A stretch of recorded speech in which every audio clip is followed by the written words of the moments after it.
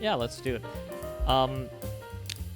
Yeah, so what you're hearing right now, dear listeners, is our sweet Tenjaku Japanese whiskey, provided to us by our prime sponsor, Tom with 2 M's. You good? Yeah, just finishing it. Finish it There's off. like nothing in it. Yeah, all right, kill it. Thank you to Tom for sponsoring our podcast this week with a couple nice glasses of Tenjaku Japanese whiskey. Yeah, shout out to Tom. You know who you are. Yeah. One of our friends who said, "Oh, you have a podcast," and we said, "Yeah, we do." And then the next weekend we saw him. He was like, I listened to all your episodes. It's great. Yeah. No, thank you for being a pal. This is actually a hat he got me. It's got a dog on it. "Yeah, cheers." Cheers. There you go. Delicious. Smooth, crisp. Okay, Not quite Crystal Head vodka, but one day we'll get there. maybe if we ever get that guy on. This is actually delicious. I would love to talk to Dan Aykroyd for like 10 minutes and then probably hate the remaining hour that I spent with I want to spend like a weekend at his house. I don't think I can handle it. I don't think I could get there. Really? You good? Yeah, all good. All right, well, welcome back to the Chicken Coop Podcast. My name is Adrian. My name is Alex. We are 2 of the 3 co-founders of Butler, the best place to search, save, and share media. Our other co-founder, Jacob, who usually occupies this vacuous spot here, Central location. is currently indisposed, so he will not be joining us tonight.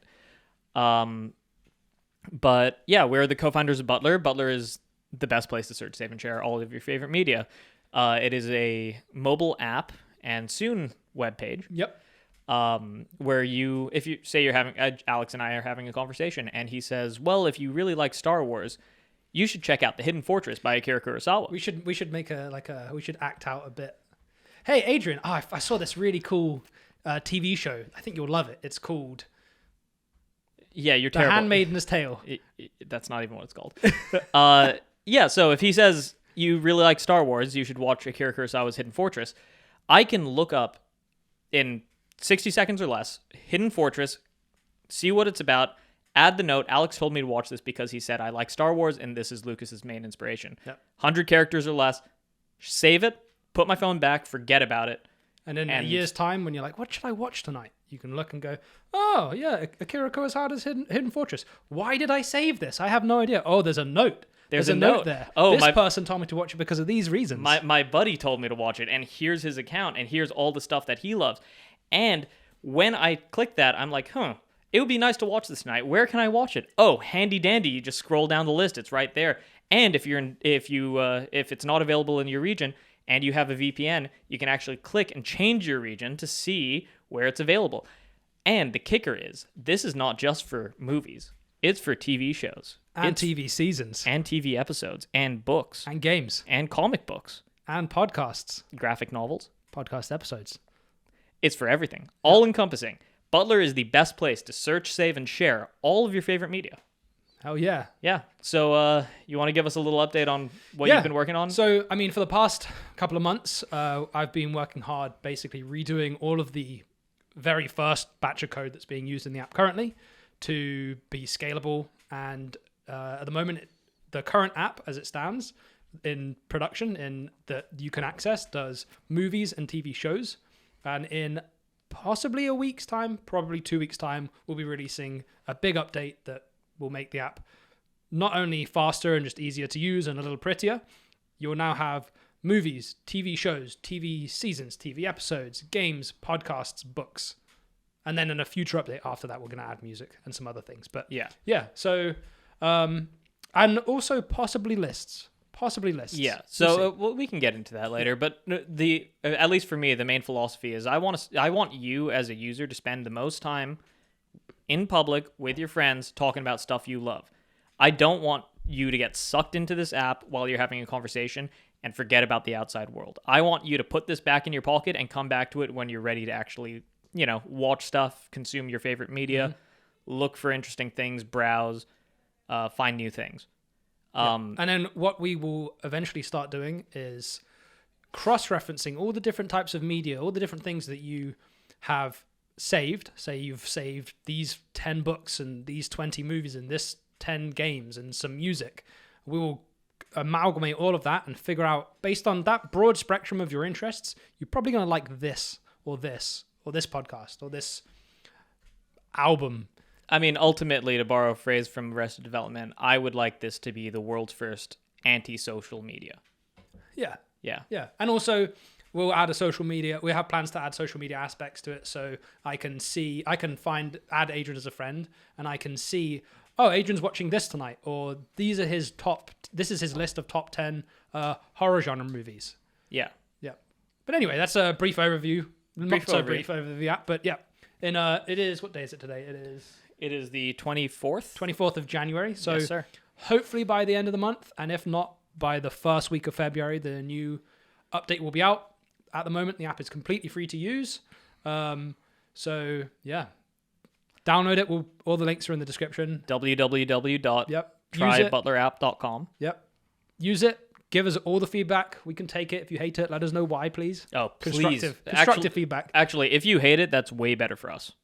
Please tell us why. Yeah. Tell us why you hate it. If you don't hate it and you like it, tell us why you like it. And if there's any nitpicks, tell us what they are. Yeah. Or what's a feature that you think we might not have heard of or thought about and you want from an app like this. If we have a conversation about this face-to-face and I don't cry because of what you said, then you're not doing your job. That's good, because I cry every day looking at the code. True. All right, you want to get on to the show? Yeah, let's do it. Okay, so we're going to talk about a couple of different things today. But it's, well, as we said, it's the 24th of January, and yesterday... literally today.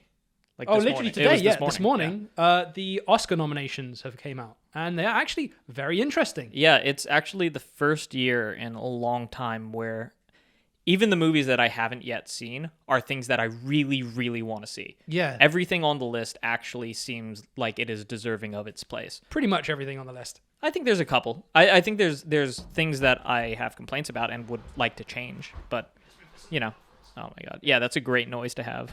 They love it. Even without the visual aid. There we go. And put this on the floor because I'm scared of putting water next to electronics. Thank you. All right. Yeah. So go announce. Yeah. I mean, I totally agree with you. I think this is the first year since, maybe I want to say like 2014. I was going to say 2014. When did Moonlight come out? Moonlight came out 2015. I think that was the Oscars. Pretty much like around that time, everything became very Oscar baity. I think that year was probably the last really all around great one. Yeah. Until now. And since then, pretty much every year there's the grand slate of movies on the cards that have been nominated. Yeah. Half of them you're like, what? I have zero interest in watching this. Well, one, because I know it's not going to be entertaining. Well, I think I've mentioned this on previous podcasts about like it's always very political. It's been very political recently. It's not even that. It's more. I don't like when every category is the same mix of like 15 movies. I like when there's wild cards. I like when the thing that's nominated for Best Sin isn't necessarily even in the running for Best Picture, Best Actor, any of those things. Mm-hmm. Like the best cinematography should not be the best cinematography out of this pool. It should be the best cinematography, period, even if everything else in the movie fucking sucks. Yeah. Which, that's loaded language, I guess, but... Nah, I agree. I mean, the issue with the Oscars and why a lot of filmmakers or film aficionados or people that just love it just kind of hate the Oscars, because they're always very political. You can get an Oscar nomination just by campaigning hard and spending lots of money on marketing. I think my favorite Oscar campaign was... Miramax is always fucking great. No, which one was which David Lynch movie? I think it was Inland Empire, where he... The TV show? No. It was a movie. Oh. Starring Laura Dern. He hired, when he was campaigning for the Oscars, he camped out on Hollywood Boulevard with a cow and a big sign that said, "Watch Inland Empire for your consideration." And it was just him on a lawn chair with a cow for like a full day. Speaking of God bless him. Of David Lynch, did we talk about last episode about Fabelmans? I still haven't seen it. Okay. Watch the bloody movie so we can talk about it. And talk about it on the podcast. And it's also been nominated for a lot of things. I think it has 8 nominations this year. So I think Everything, Everywhere, All at Once, which we've talked about. It's leading with... Have we talked about that before? Maybe a little bit. Possibly. Everything, Everywhere, All at Once is leading with 11 nominations. Yeah. And then I think it's Fabelmans with 8, and I'm not sure after that. And I think several are tied with 8 nominations. But yeah, what category do you want to start with? We'll just go down the list? I mean, let's start with the one that I have like some gripes with already. Which one? Scroll down to cinematography. Do do do do do do do. Bum, bum, All right, so bum, bum. excuse me. Cinematography. The nominations are All Quiet on the Western Front, Bardo, Elvis, Empire of Light, and Tar. Which I've only seen All Quiet on the Western Front. As much of Elvis as I could bear, and that's it. So I haven't seen Tar yet. I really want to see that. I've heard fantastic I things think about All Tar. Quiet kind of deserves it. Yeah, All Quiet is a very well shot movie. Oh my god, that movie is beautiful. It is very well shot. And I mean, capturing that era and the amount of mud and dirt Yeah. and just disgustingness and the atmosphere of that. With regards to Bardo and Empire of Light, I really did not like these movies. I haven't seen either. What are they about? Empire of Light is movie making and Hollywood jacking itself. Huh, off, I'd probably enjoy it. It's okay. Let me add it to my list. Yeah, nice. Bardo, on the other hand, I think that's an Inarritu movie, and it just has the most pretentious subtitle of all time. It is very like dream logic, but not interesting or entertaining. But both of those things are very, very excellently shot. They're beautiful movies. So I have it saved. they kind of deserve to be there. Tar, I haven't seen yet, and I really want to see it. Tar Elvis does not deserve to be there, period, because it just looks like every other movie that Baz Luhrmann has ever done. just flashy. Post-production, Yeah. like camera flashes. Looks like not the main casinos, but when you go off the strip and you go to an old casino, Yeah. it looks like that. Yeah. I mean, which for Elvis is fair, People but like it. it's not like he's really reaching with his style I just couldn't get through that movie. there. I tried. Two movies that really deserve to be in here are, I think The Batman was beautiful for its cinematography. And Yeah, I'd is say. horribly overlooked here. And the other one that, like, it actually pushed boundaries. I cannot believe that Top Gun Maverick is not in here. That's actually, I hadn't even thought about that. Yeah, because if you haven't seen Top Gun, you've been living under a rock. I think it's on HBO. It's got to be on something. Yeah. Oh no, sorry. me check. No, it's not. Butler. It's on Amazon Prime. Yeah, it's probably on Amazon Prime. But a lot of that movie is shot in jets with the actors in the jets, and they had to invent a lot of techniques and camera mounts and Paramount Plus, MGM Plus. nice. Yeah, they had to invent a lot of techniques, like how to mount a camera. They had to, like, if you imagine, there's an actor sitting in a real cockpit of a fighter jet. How do you get coverage on them? So they invented this camera system. I believe it had 5 cameras that mounted in front of them that would have a front angle, 2 side angles, and 2 sort of like top-down-ish angles. Yeah. And they had to teach the actors how to operate those cameras, because they don't just roll when the jet's taking off, because that would be a waste of film. Oh, not Tons. Did they? It was digital. No, right? it's all digital. Yeah. But however long it's going to take them to get into position, so they'd have to teach the actors how to check the cameras and roll them and then cut them. Yeah. And it looked gorgeous. It looks gorgeous. I mean, there's no there's no Oscar for best aerial choreography. Yeah. But cinematography here is going to be the closest you can get. Yeah. In the shots from the cockpit, you can see planes practically flying by and doing maneuvers in the background. I guess you could argue that no one's lighting the shot, right? Unless there's some lights in the cockpit. There's got to be lights in the cockpit. There's no way that they're just using flat natural lighting. They might be. I mean, It would look a lot worse if they did. I'd be interested to. I actually don't know. I'd be interested to see, because there is, if that's the case, there is the argument that, like, yeah, the cinematography, the techniques are amazing. But I would argue that anytime a camera is used in a new way that revolutionizes the industry, that deserves at least a nomination. Avatar. I mean, I guess. Yeah, Sure. yeah. But that's less cinematography and more like digital cinematography, which deserves its own category at this point. I mean, if you're still lighting the movie, you're still the cinematographer lighting the movie. Yeah, I mean, I guess. But then that means that, what's his name? Deacon should have been nominated for How to Train Your Dragon 3. He wasn't. Yeah, I guess so. But that movie, I don't think the lighting was that. It was really good. It was good, but it wasn't. It was more like digital, the scenery rather than the lighting. It's not Avatar 2. Yeah. So neither of us have seen Avatar. Yeah. Full disclosure. Since the last time we recorded, which all of you have heard by now, I still have not seen Avatar 2 or the Fablemans. Electric Boogaloo or the Fablemans. I saw the menu. The menu was good, but Yeah. it definitely. I'm glad it's not nominated for I any am too. Oscars. It was a good movie. It was fun. People are vastly overstating how good that movie was. It's good. It's a good movie. It's a really enjoyable. It wasn't. There was no depth to it, which a lot of people are ascribing some sort of depth to it. I think when it's just a really fun sort of horror thriller movie. Yeah, it's enjoyable. Yep. If there were to be horror movies nominated, that's not one of them. I don't know. Do you want to move on? I mean, the thing that bothers me is that, what's it called?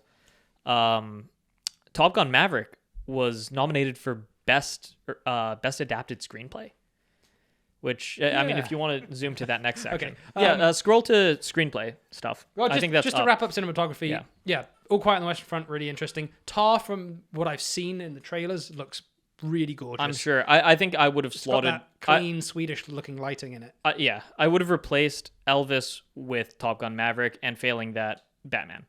Well, I also think that... what was it called? I mentioned to you earlier. The Norseman. Was The Northman available for this year, or was it last year's? I think it was this year. I'm not sure. I mean, that was a fantastic movie. Yeah. We talked about it at length one time. Yeah, I thought the cinematography was great because they used... It was sort of the whole natural light, or at least it looked really natural. Yeah, it looked very, very good. But anyway, yeah, let's move on to... Go to screenplays. Yeah. That's up, I think. Hey, Mick, can you close the door? No. Thank you. Unlikely. It's if up. you're hearing a squeaking noise, it's... A new dog toy. Yep. Who got that from? Mom. Why? Because Soft. I know. Keep going down. This is very interesting sound. Yeah. Where is this? Oh, there we go. Right there. So, adapted screenplays. We have All Quiet on the Western Front. Wait, so I want to okay. mention that apparently this is the first time I've ever heard of it. Adapted screenplay also functions as sequels. Really? Yeah, because it's not 100% original to the script itself. It's beholden to a second script. So that's why... So that's why a couple movies here are in there, which I was like, that shouldn't be in this category. Yeah, that's odd. Anyway, go. So yeah, for adapted screenplays, All Quiet on the Western Front again, Glass Onion and Knives Out Mystery, Living, Top Gun Maverick, and Women Talking. I haven't seen Living. There's a poster for it right by my house. Is that the Korean one? I don't know if it's... I don't think it stars Bill Nighy. Oh, I've heard that's fantastic, and I've heard that he's fantastic in it. Really, Bill Nighy is fantastic in a role? No.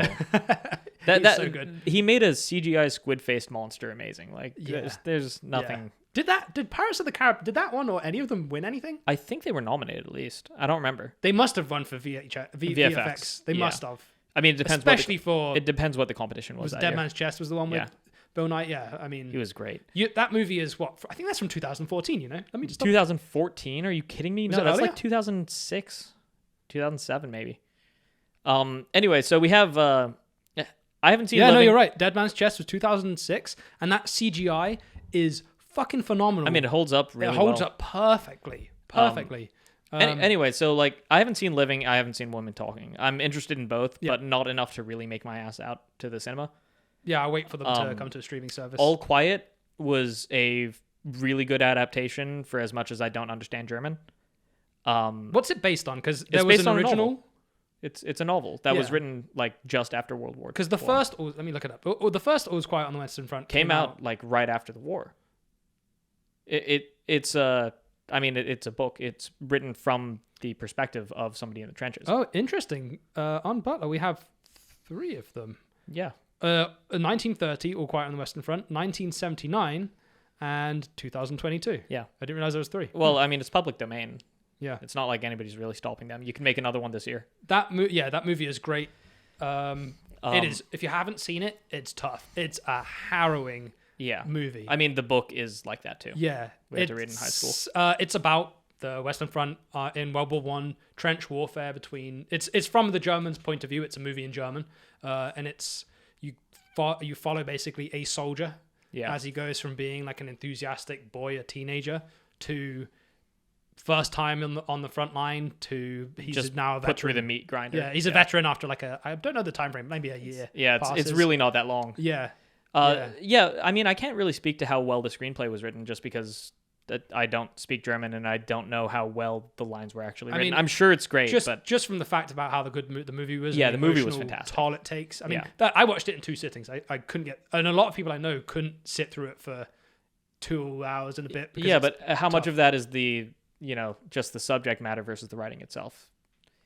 I'm not trying Yeah, to, no, I'm not I- trying I to dismiss it. understand what I'm you're just saying. saying Yeah, that for me, I'm not sure how to assess it. Yeah, I don't know how to say. I know what I don't like in this category, which would be Glass Onion and Knives Out Mystery. That doesn't deserve to be anywhere near the Oscars. Yeah, That movie was terrible. That was there's like 3 good lines of dialogue in that entire movie, and the plot is all over the place.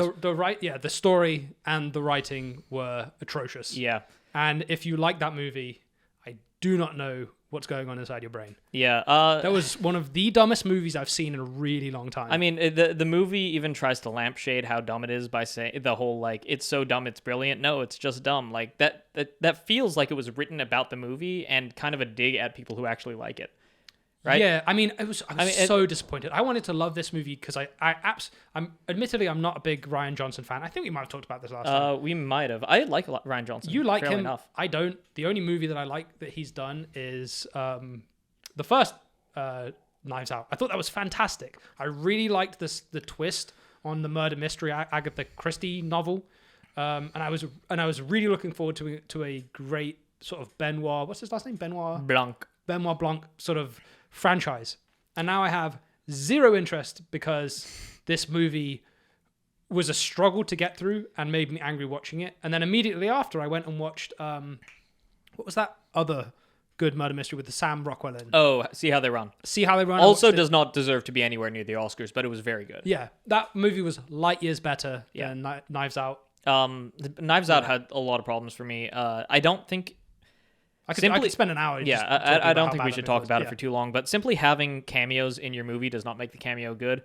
Seeing like, oh, that's a celebrity I recognize. Hey, look, it's Natasha Lyonne. Hey, look, it's Venus Williams or Serena Williams, one of the sisters is in it. The point of this murder mystery is the audience should be the fun of them is the audience is watching along, and the audience is the detective in their mind, as well as watching the real detective discover things and the various like characters who may or may not be the killer. It wasn't really a whodunit or a murder mystery so much as like everything was just like watch somebody else figure it out before you can do it. Like it's a puzzle. It's a puzzle where everything's assembled for you. And what they did multiple times, which I really hate, is they'll show you an event happening. Like you'll see it happen. You'll see 2 characters. One reaches over weirdly and picks up the other person's glass and takes a sip. And then for the next half an hour of the movie, they're like, oh yeah, this happened, so this person is actually the killer. And then they go, well, actually, that didn't happen. Yeah. What you were seeing was wrong. And then they'll show you the scene again, but it'll be slightly different. So the character actually picks up the other drink. Yeah. And I mean, you can use that maybe once, but can't to do use that it for the over whole and over movie. and over again is so cheap and just frankly irritating and annoying. I really did not like that. I mean, the other thing, especially in terms of writing, the whole idea, like the central conceit behind the film is that there is a spoiler alert. Who cares? There's a magical artifact that is purported to be able to phase out all natural gas. Well, there's on the planet. A scientist has discovered a super amazing hydrogen-based fuel source that's actually a crystal, and you can distill it from seawater, and it's cheap. But it's quote unquote unstable because it's made of hydrogen. Hydrogen is the smallest particle in the world. Oh, hydrogen! It can escape through pipes. And that makes every house a bomb. That makes every house the Hindenburg. But the problem that's with big ass fucking air.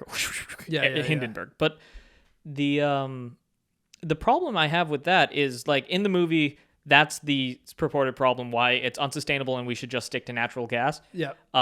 Where if you look at natural gas usage this is, now, by the way, specifically, this was for electricity. Yeah, not for cooking. This was for electricity. If you look at natural gas usage, when in a house do you use natural gas besides your boiler and your kitchen? Yep. Right? And if you can produce electricity at a less expensive rate than it costs me to run my stove, then I'm going to use an electric stove. Coal, throws it into a burner that heats some water, that spins a turbine that powers a generator, and that's how you get electricity in your house. It's done at a power plant. This magical fuel source could outpace electricity production, right? It could generate more electricity than gas and coal could. It's supposed to be so efficient, and your complaint is that lining it into every house is a problem. That's not a problem with the fuel. That's a problem with the solution. That's a plumbing problem. Also, it's not a problem because nobody gets electricity like that nowadays. Yeah, you're not. If someone cracks nuclear fusion, they're not going to install a nuclear fusion generator in everyone's house. There's going to be a plant somewhere that uses fusion to heat water, to turn a turbine, to generate electricity, that then gets piped into your house. Just like they do with coal, just like they do with natural gas. Nothing's getting piped anywhere except for electricity. Yeah, there's no reason in the script itself that fuel source has to be piped directly into everybody's house, yet nobody in the script acknowledges it, and it becomes the big denouement for the entire film. Yeah. And that's a... Not only that, all the characters... I mean, that's that, and then all the characters are against it, and the characters are flat boring. And everything, but I'm just saying, if the central conceit of your film is that thin, it does not deserve to be nominated for Best Adapted Screenplay. They even managed to make Daniel Craig's character kind of boring. Bland and boring. Yeah. And uninteresting. Anyway, let's get off that because we don't want to get too bogged down in the weeds. I still think that if you were to remove that, I would put Batman in there. I really like Batman. I'm a huge fan of it. Yeah.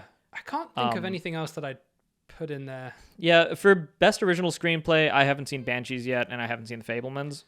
Everything Everywhere All at Once definitely deserves to be in there. Tar seems like it deserves to be in there, and so does Triangle. I think that's a pretty tight... So yeah, just for original screenplay, we have the Banshees of Inisherin, which is... Inisherin. Inisherin, excuse me. That's Michael McDonough. Martin McDonough. Martin McDonough, who's a fantastic playwright and filmmaker. He did In Bruges, Seven Psychopaths, and a whole host of just incredible We've talked about plays. it before on here. And also, I think his brother did Garda and some other things. Everything, Everywhere, All at Once. Go see it, please. Yeah. The Fabelmans. Go see it, please. Tar. Again, we haven't seen it, but it's supposedly good. And Triangle of Sadness. Fantastic. Go see that as well. That's a tight category. I think that's pretty solid. I mean, Everything, Everywhere, All at Once. Just fantastic. Yeah. Fantastic original. Just fun. Creative. Twist interesting. on. Yeah. All the characters are just beautifully written. Really well laid out story. Yeah. Which must have been pretty hard to write because it's kind of jumping around everywhere. I think the difficulty of writing it is kind of overstated. You just have to have a decent plan. The story itself is very straightforward once you get used to it. Maybe brainstorming it would have been really difficult. Heart touching. And then I think we spoke recently. I think we spoke about it before, but they wrote it something like 10 years ago, I believe. Yeah. Or they started it. When they were thinking about this whole multiverse thing before there was this big multiverse craze with every big blockbuster movie being in the multiverse. When they first saw this stuff coming out, they're like, shit. We need to do an Adrian Talks for 30 minutes about multiverse specific things because it's the worst. I fucking hate it. Apart from Everything Everywhere All at Once. They did it so well. They're possibly the only time because it's not depending on previous cultural icons to define it. Yes. If you can scroll down pretty much all the way to... Also, briefly, Banshees of Inisherin, I've only watched the first 30 minutes. It was very good. I just wasn't in the mood for that style of thing. But Michael? I can never remember his first name. Martin McDonough is a fantastic writer. I have no doubt that script 100% belongs in there. The Fabelmans is gorgeous. It's just absolutely gorgeous. Definitely deserves to be in there for sure. Triangle of Sadness is really funny. It's one of the funniest movies this year. Have you seen it yet? I haven't seen it yet. You need to. I've got it on my iTunes. All right. Yeah. And Tar again is supposed to be fantastic. Tar is about. Remind me what Tar is about. It's about. Tar's about is it Kate Blanchett? It's Kate Blanchett is a composer who. Real story. Or right? not a no, it's a fake story. Oh, okay. It's fictional. That's why it's in Best Original Screenplay, not adapted. No, it's about a conductor. Yeah. Kate Blanchett is a very prestigious conductor who, and it's about her rise and downfall. It's supposed to be excellent. I've seen a couple scenes from it, and they're very tightly written. Yeah. She delivers all of the dialogue that I've seen just like a gut punch. She's amazing. I mean, she's always great. Yeah. Can you scroll down to hair and makeup? Yes. Should be somewhere near the bottom. There. You want to do costumes first, or you want to do? So, I mean, I don't have a lot of thoughts on costumes. Elvis actually could get costume. Let's do costume because it kind of trickles in. So, costume, we have Babylon, Period piece.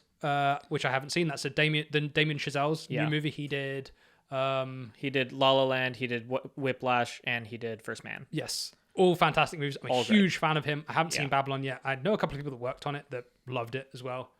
And from what I've seen, the costumes, it's a period piece, 1920s, 30s film. Yeah, business like thing, right? early film, early Hollywood. And the trailer looks amazing, and the costumes look amazing in it.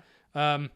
Black Panther, Wakanda Forever, I haven't seen. The costume design in that is half really good, and then there's a bit in it. I don't care that it is adapted from the source material. In the source material, it looked bad, and it was only made like a couple of years ago. It's not like it's been around since the 60s for the Midnight Angels or whatever. You mean called. the comics? Yeah, within Black Panther 2, there's a series of people called the Midnight Angels, and they look fucking garbage. Really? And that group only appeared in the comics very recently, like last 10 years. So it's not iconic. It's not like they couldn't change it.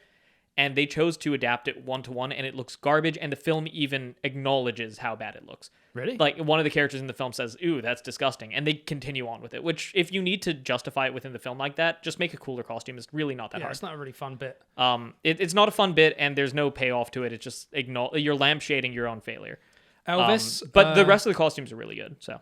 Elvis, I haven't seen much of it. I mean, the costumes are really good. It was a good period piece. Yeah. One thing about Baz Luhrmann movies, the costumes always do look pretty good. I'm sure Elvis looked like Elvis. Yeah. I'll give him that. Well, it's always kind of... I always think you should always separate costume design into two categories, because period pieces... I mean, Mrs. Harris Goes to Paris. That's a period piece. I don't know anything about that movie. I think it's 1950s, 60s. Okay, yeah. And if you're doing a period piece, that needs its own thing, because there's 100 period piece movies that come out a year where the only thing they're vying for is costume design. Yeah, like, that's their reason to exist. And I mean, there's a lot that goes into it, but at the same time, when you compare something like a period piece to something that has to invent costumes, yeah. So again, Everything Everywhere All at Once has been nominated, and it had some of the most interesting, wacky, cool... I actually don't know if, I think it deserves to be in this category, but I don't think it's the strongest category it's nominated in. Oh, definitely not. I don't think it's going to win. I don't think it's even close to winning. I mean, it depends. I don't think it's, this is by far not its strongest category, but it has so many... It does... If you're comparing not the wacky costumes in it to the period piece costumes, which already exist as well. No one's inventing them. I just don't think that the wacky costumes were that creative and that outlandish. Well, if you're talking about costume design in terms of what does that costume say about that character, yeah, then it works really well. It does work really well. Wayman with his sort of childlike, kind of shitty polo. Yeah, you have what's her name? Lead actress Michelle Yeoh, and her sort of I think this is probably a bad word, but the washerwoman, the Chinese laundry she's a coverall kind of thing. She's in very worn working outfits. You have this horrible beige thing that what's her, Jamie Lee Curtis is wearing. She looks fucking awful in this movie. It's amazing. Yeah, and apparently also Jamie Lee Curtis is originally in the movie. If you haven't seen it, she's playing a tax auditor and she's wearing basically beige with this kind of orange, gross orangey taupe. yellow jumper, and she's got this sort of clacky plasticky necklace with glasses hanging off in the front.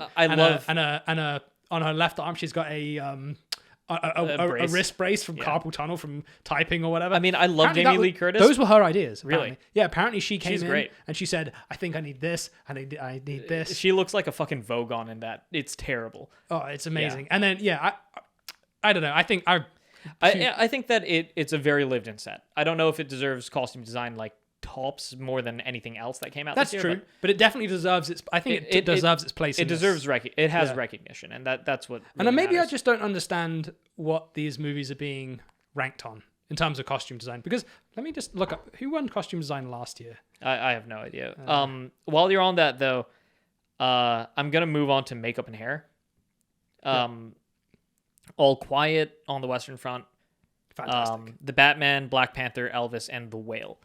Real quick, I guess you could say the same thing about makeup and hair, because when you compare something like All Quiet on the Western Front, which has which has makeup and hair, but it also is, they're covered in dirt, naturalistic, and they're gross and they're oily and it looks really sweaty. great. Yeah. But comparing that to like just making someone look normal but in character, I think two different things. I think this is a shoe-in for the Whale. If the Whale doesn't win, I will be surprised. Oh, with the fat suit and everything. Well, didn't with Brendan Fraser? No, in the movie about Churchill, Gary Oldman. Had fantastic makeup design. Put him in a fat suit, change his appearance. He didn't look like himself at all. Yeah, but I think the Whale is going to win this one. But I would really prefer it if Batman does. Really? Yeah. Have you seen Batman? Yeah. Because in the Whale, Brendan Fraser looks like Brendan Fraser, except just larger. Where the fuck is Colin Farrell in the Penguin?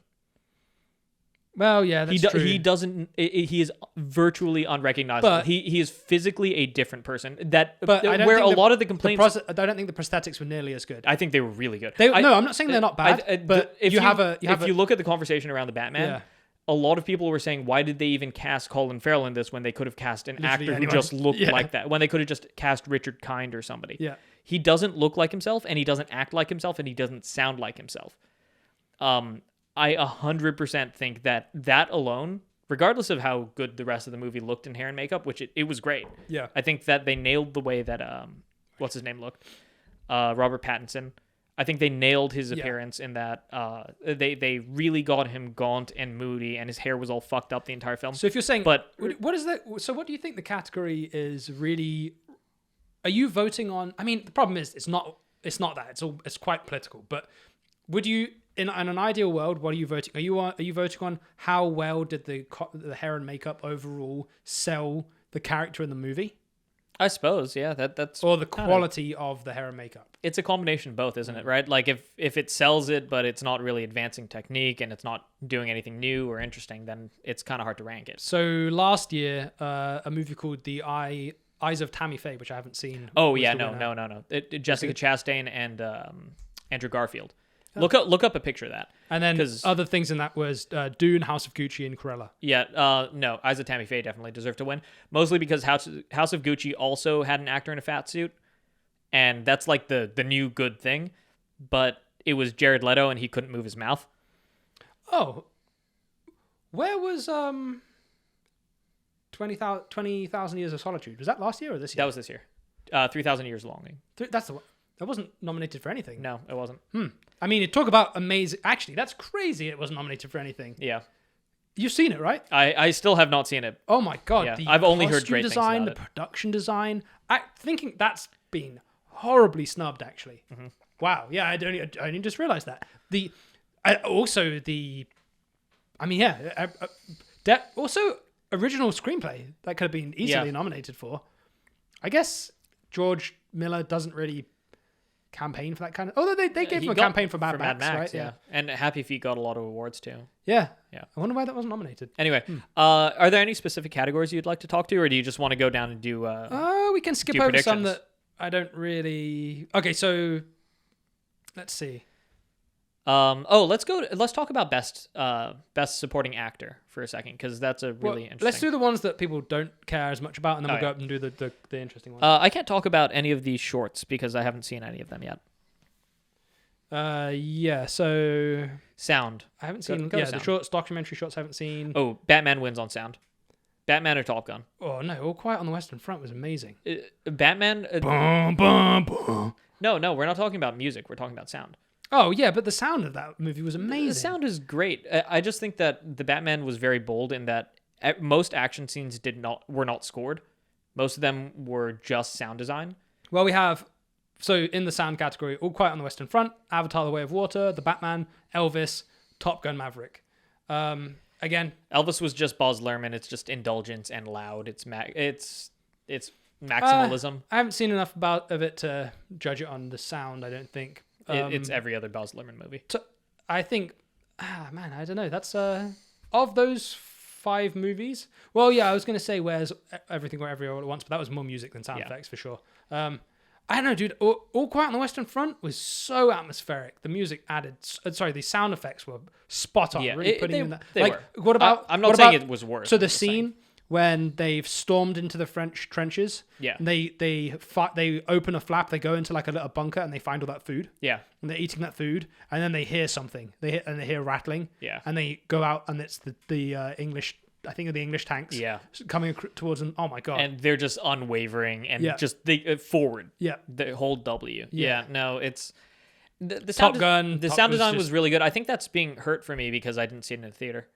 Which one? All Quiet? All Quiet. I think that if I saw it with a good sound system, it would make a huge difference. Yeah, probably. Um, Avatar, I don't know. I'm sure it was amazing. I'm sure it's fine. I'm sure of all the things in that movie, I'm sure it puts you in that world. Yeah, which is A lot of sound effects, more yeah. water. Yeah, no, but Batman was, I don't remember it well enough, but For me, Batman is the standout here from the 4 out of the 5 that I've watched.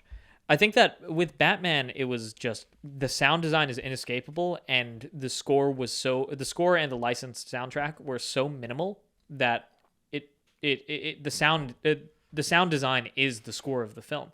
I mean, the main theme is 4 notes, and then you have Something in the Way by fucking Nirvana. I really don't remember it well enough. It's just like the Batmobile chase. Something. Yeah, no, but the Batmobile chase has no music at all. It's like 5 minutes of just car sounds, Yeah.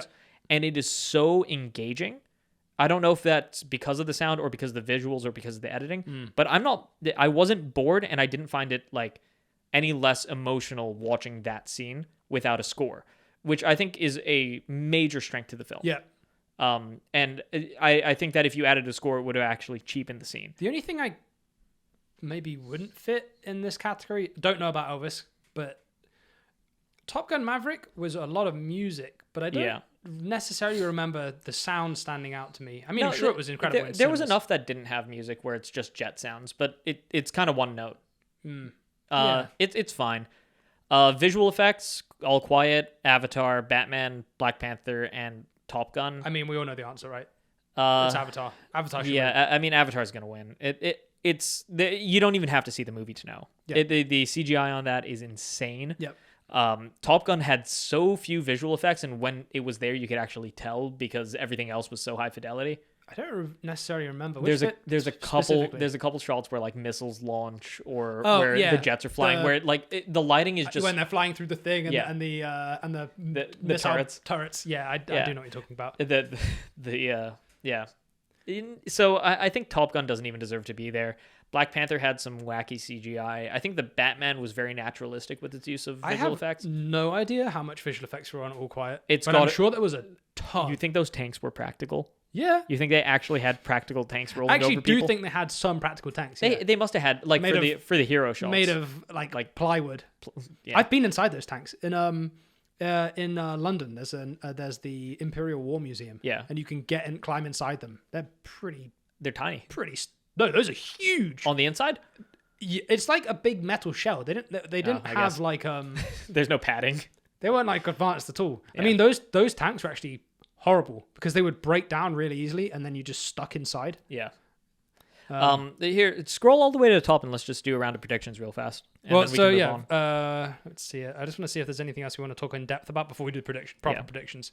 Do we do production design? No, we didn't. We let's skipped talk right? about it very briefly. Yeah, so production design is All Quiet on the Western Front, Avatar: The Way of Water, Babylon, Elvis, The Fabelmans.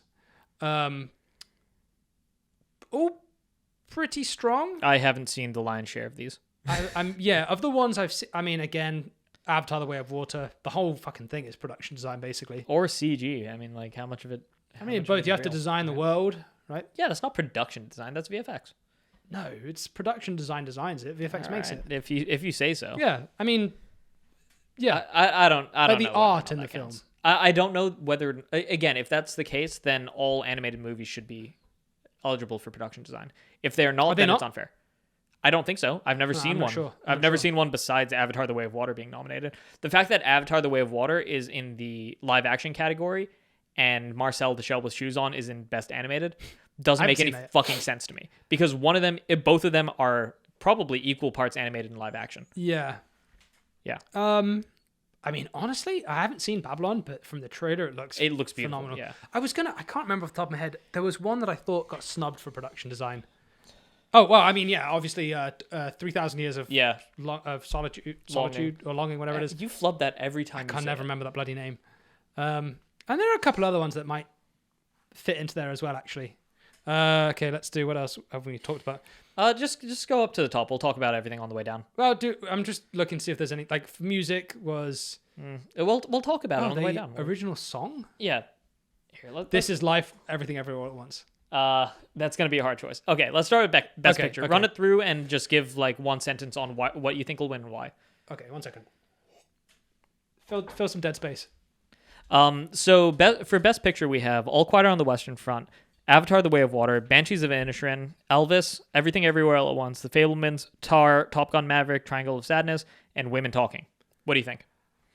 I think it's such a strong category for once. Finally, after a number of years, we've got like actually viable, fantastic movies that aren't just political. Yeah. You know what I mean?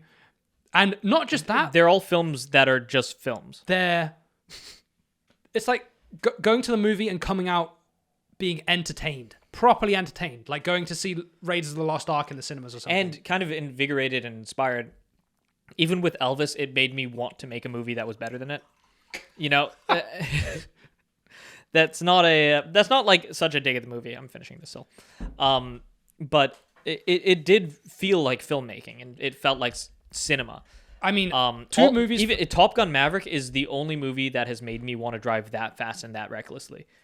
Yeah, like it just like, going out of that movie. Drive was pretty good for that as well, I think. No, Drive is like slow driving. No, like, dude, driving at night with some like driving at night, throw on some Kavinsky. Yeah, just like in the rain, tear through the city. Yeah, put your high beams on. I don't know, man. Top Gun Maverick, my veins were just filled with adrenaline leaving the theater, and it's very, very rare that I feel that way.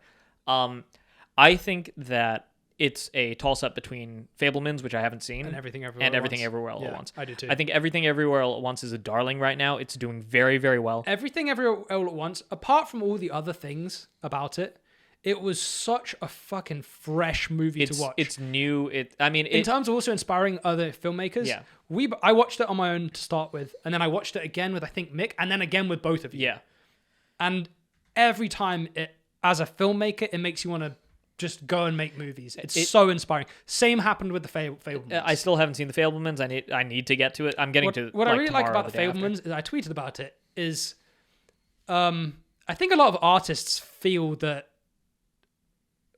they're doing something that's sort of self-indulgent rather than helping society in a way. Like they're not like studying hard to become a doctor or an engineer or something. And you can kind of feel bad about that. Like you're being sort of self-indulgent in a art form that doesn't. I don't want to say it doesn't help the world, but on the surface, it's not. It may not feel like it. It may not feel like it. And what the Fabelmans does is it is just a gorgeous reminder to all artists that what they do really does matter and can change people's lives. And it. Yeah, it was so good. It was so I can't really say anything else because Adrian hasn't watched it. Yeah, I need to watch it. But I was blown away by that movie. Between Everything Everywhere Else and The Fabelmans, yeah. None of the other movies in the category had that effect on me. Everything Everywhere All at Once also appeals to I want to make that movie. You know? A lot of my influences are very, very like starkly represented within that film. Yeah. It draws a lot upon media that I love. And it's kind of a love letter to that while being its own very distinct thing. Same with the Fabelmans is... Yeah. I think I would... As someone that's into film and a filmmaker, I think the Fabelmans is like right up my alley. I'm not so sure of... Like appeal to general. Some general public. People seem to love it, but I can't judge that for other people.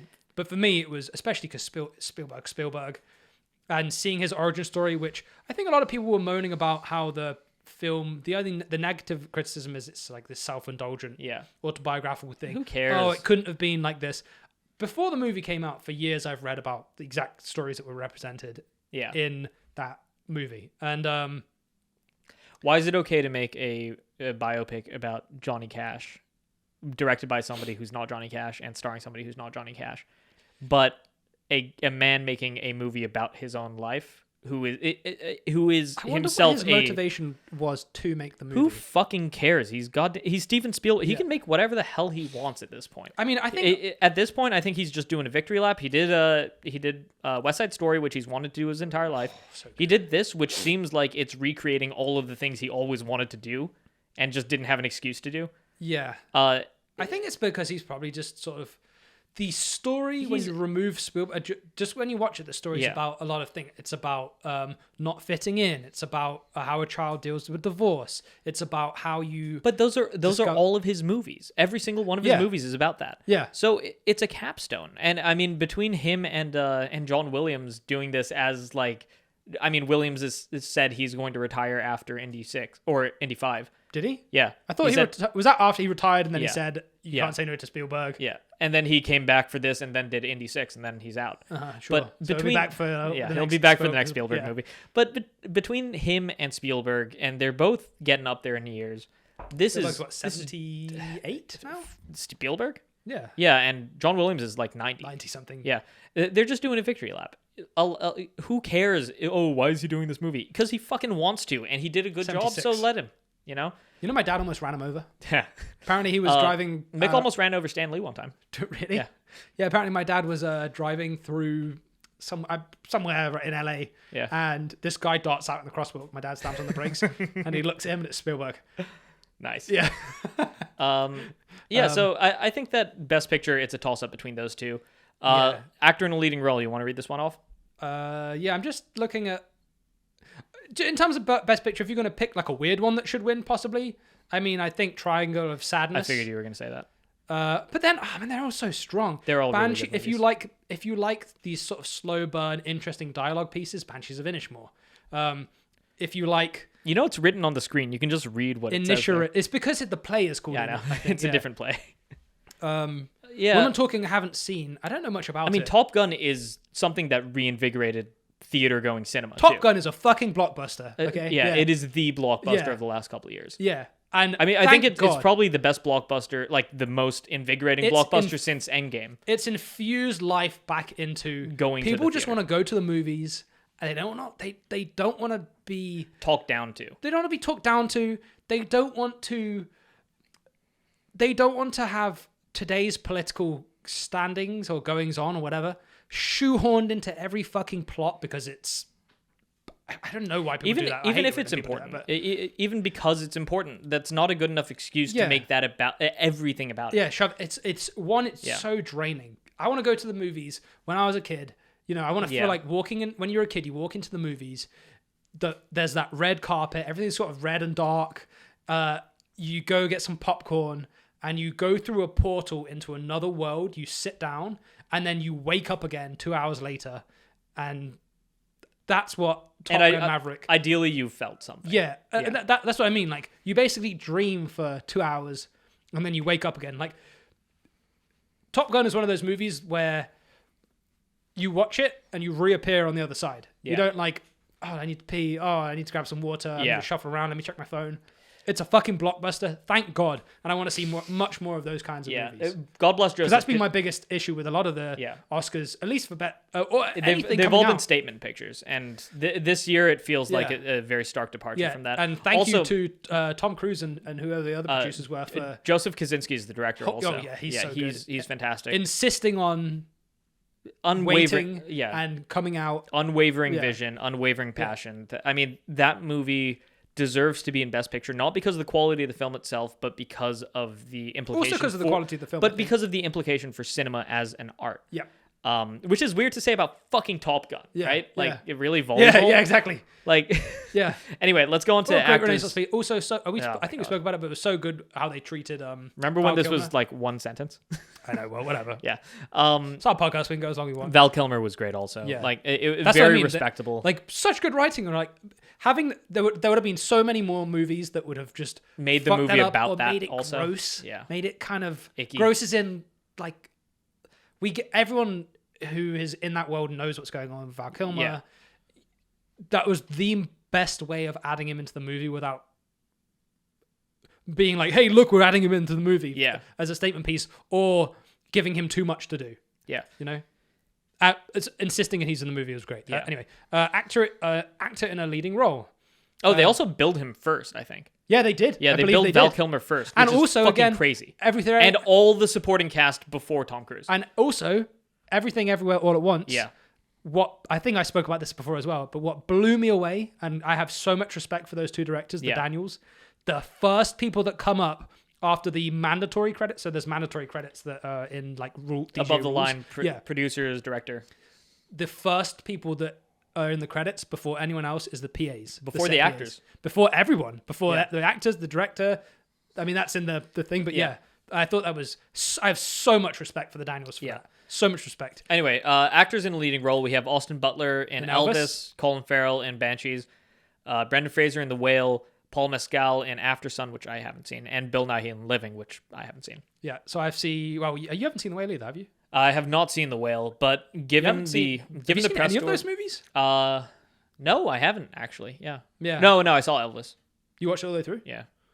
Wow. It was a hate. it was a hate watch. It was like I knew it was gonna get nominated for fucking everything, and like the last umpteen Baz Luhrmann movies have just been fucking like assaults on my sensibility. Yep. That I was like, okay, let's see if this one's worth it, and lo and behold, let me just double. Fucking. I think garbage. I like a couple of his movies, but that one. You like what's it called? Moulin Rouge.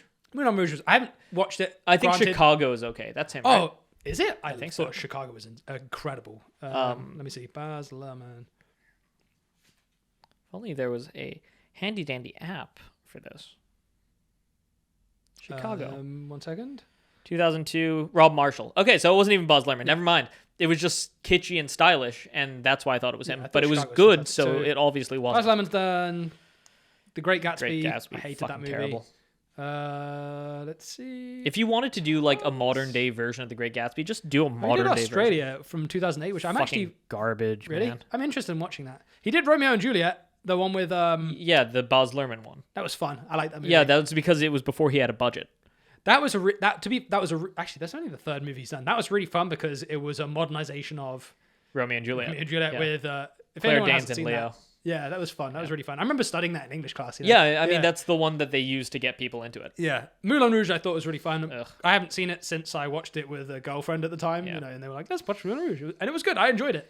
Baz Luhrmann, like, I love candy. I love eating candy. Candy is like, if you put a bag of candy in front of me, it's gone within half an hour. He hasn't done that much. But Baz Luhrmann is like just eating a bowl of pure sugar. Like literally just granulated sugar and taking handfuls and stuffing it down your fucking throat. I think I turned off. There's such thing as too much of a good thing. It was just aggressive, like in your face editing, quick cuts, and it was just too much. Like let something play out, please. He's what? Did you get to that scene? Yeah, I did. Yeah. I He's did what? He's what? He's what? It's fucking terrible. Yeah. I cannot believe that's even nominated because of that. I mean, just because to be fair though to Austin Butler, we're talking about leading roles. He did okay. Oh, he was. He did okay. I think he did a bloody good job as Elvis. I guess. Then okay, so in this, I have. But we've both sort of seen Elvis. Yeah. Banshees of Inisherin. Colin Farrell is such a phenomenon, and he plays this. He's the singer, right? No, he's the bar owner. He's kind of just a loser, basically. The movie is about Brendan Fraser and Domhnall Gleeson. Colin Farrell. Colin Farrell and Brendan Gleeson are two friends on this tiny, tiny little island where there's barely any people. Colin Farrell lives with his sister, who got nominated for Best Supporting Actress. Carrie Condon, right?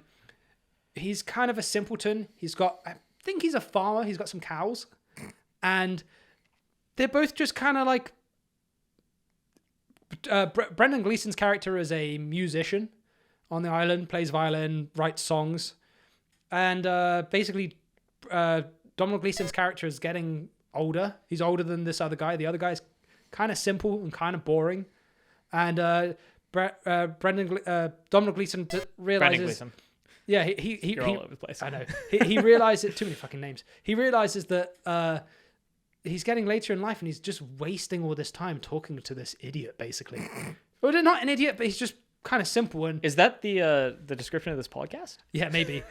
He realizes that, does he want to spend his last years just going to the pub every day at a specific time and drinking and just chatting about just kind of the same bullshit, or does he want to try and write music and et cetera, et cetera, et cetera? And Colin Farrell plays this sort of innocent, sort of a idiotic, but charming character. Yeah, it's a really beautiful movie, and actually very, very different from the usual shit that director writes. So who do you think is going to win this? Well, I haven't seen After Sun. I haven't seen Living. I mean, just from the ones you know. I have heard though that Bill Nye was, as we said, incredible in Living. I bet you it's going to be Brendan Fraser or actually, you know what? I think it's going to be an upset. It's going to be Austin Butler. I was going to say that. I think it's going to be Austin Butler. Who was a supporting role in that movie. He wasn't. I don't even think he was a lead in that. But Brendan Fraser is not going to win, and it's going to upset the internet so bad. And it's going to light a fire under the entire internet's ass. They either are, because he also might get he might get the sort of, not that I haven't seen it, so I'm sure his performance is absolutely phenomenal, and I've actually heard that's by far the best part of the movie. He might win for that. He might also win for like he's in this Renaissance. Yeah, it's a good political choice. Yeah, a lot of actors or people win for like, hey, you've been in the business for 20 years and you haven't won yet. Like Leo winning for Revenant. He didn't deserve that one. He deserved it for Wolf of Wall Street. Every other bloody movie. Wolf of Wall Street the year before. Yeah. All right, so let's move on to actress. I haven't seen Tara. The blonde was awful.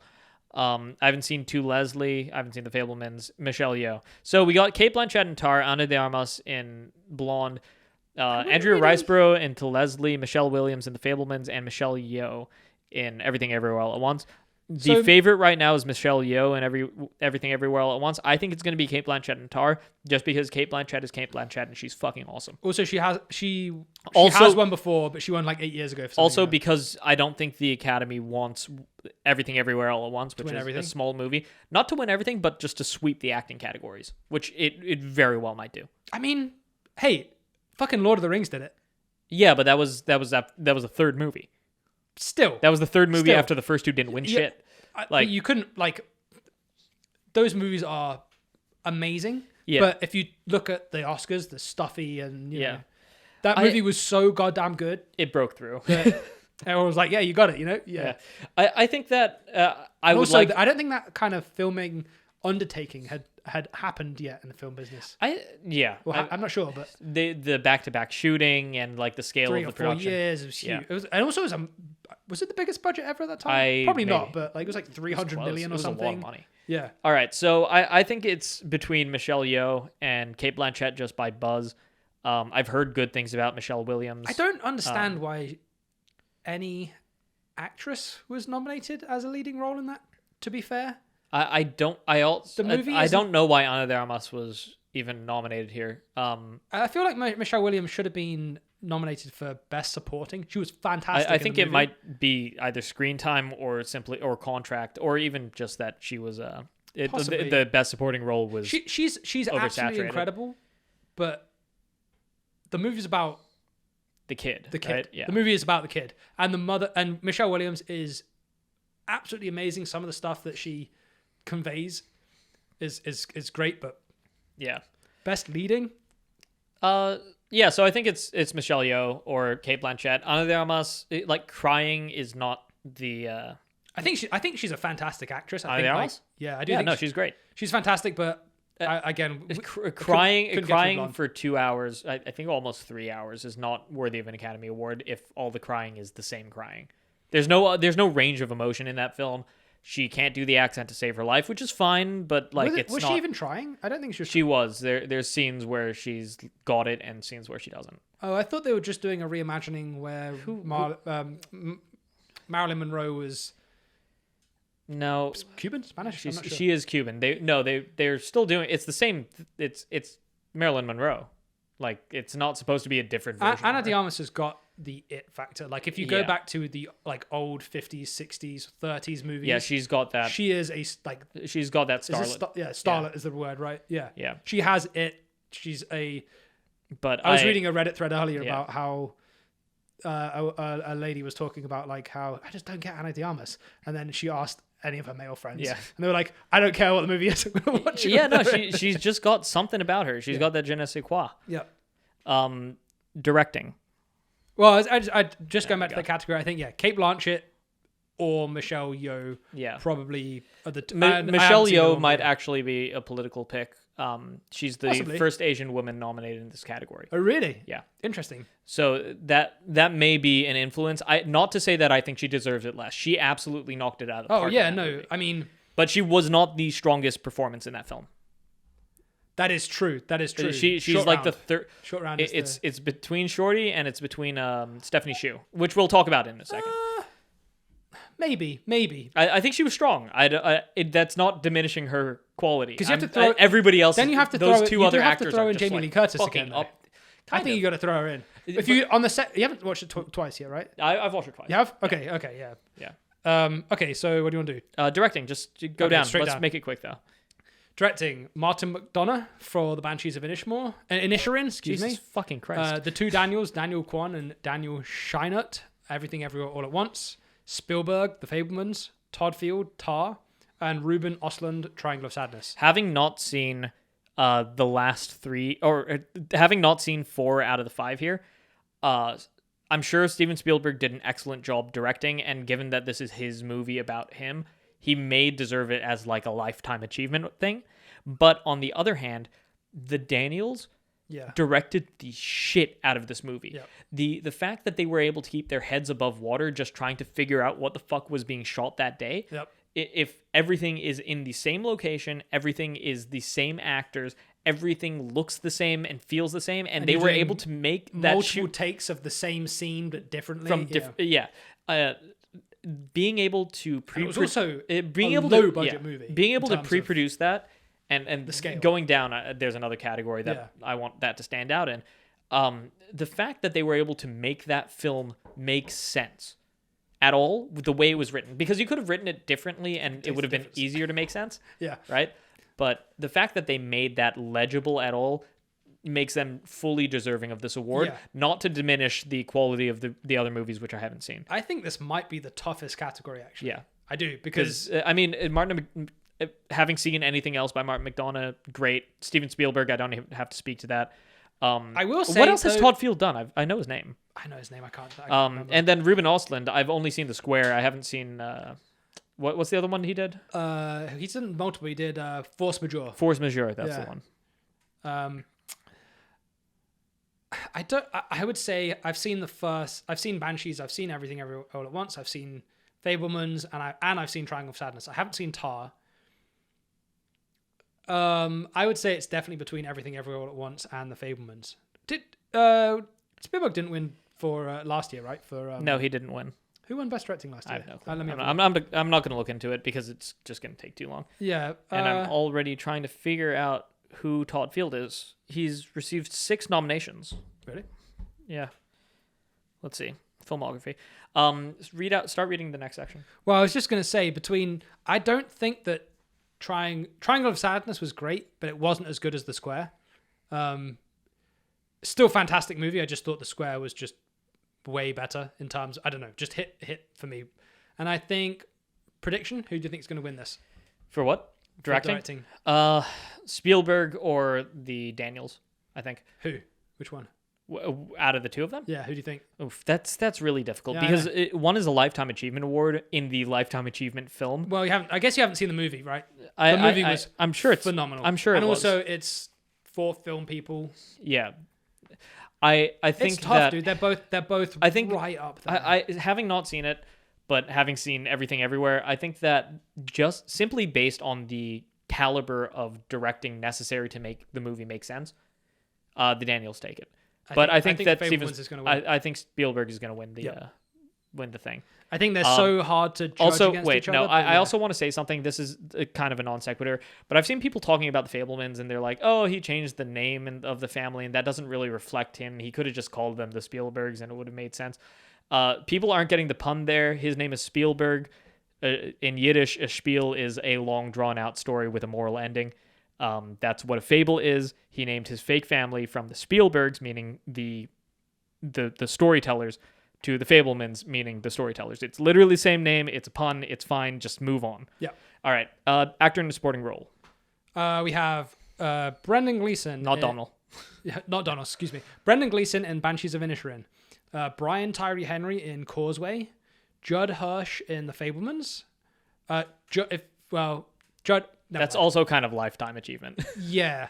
Although he's very minor. He's in it for 5 minutes or 10 minutes, and he's absolutely incredible. He plays the character. I don't want to spoil anything, but he plays the character. He basically comes in as Spielberg's mum's uncle is kind of estranged. Yeah.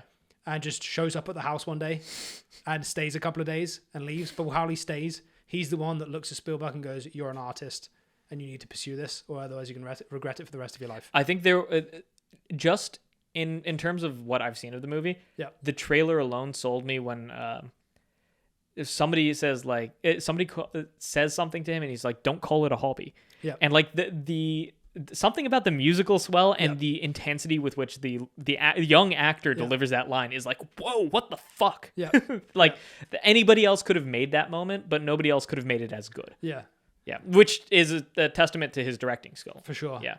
Then we have Barry how do you pronounce Keoghan in Banshees of Inisherin, and Hui Kwan. Short round. It's Data. Yeah, short round in Everything Everywhere All at Once. I mean, if he doesn't take it, Brendan Gleeson is a great actor. Judd Hirsch, awesome. Brian Tyree Henry, he's really great in everything I've seen. I haven't seen Causeway, but I'm sure he's great. He was in what's it called? The Bullet Train. He was the Lemon, Tangerine's brother. Oh, yeah. He's a good actor, so I like him. Big guy. Yeah. Oh yeah, no, he's really good. Barry Keoghan is generally Causeway. Okay. I don't know, but I've never heard of Causeway. I mean, if Ke-Huy Kwan doesn't take this, I'm gonna be so surprised. Well, so out of 33 nominations so far, he's taken 32, and that's only this year. Out of his entire career, he's had 33 nominations.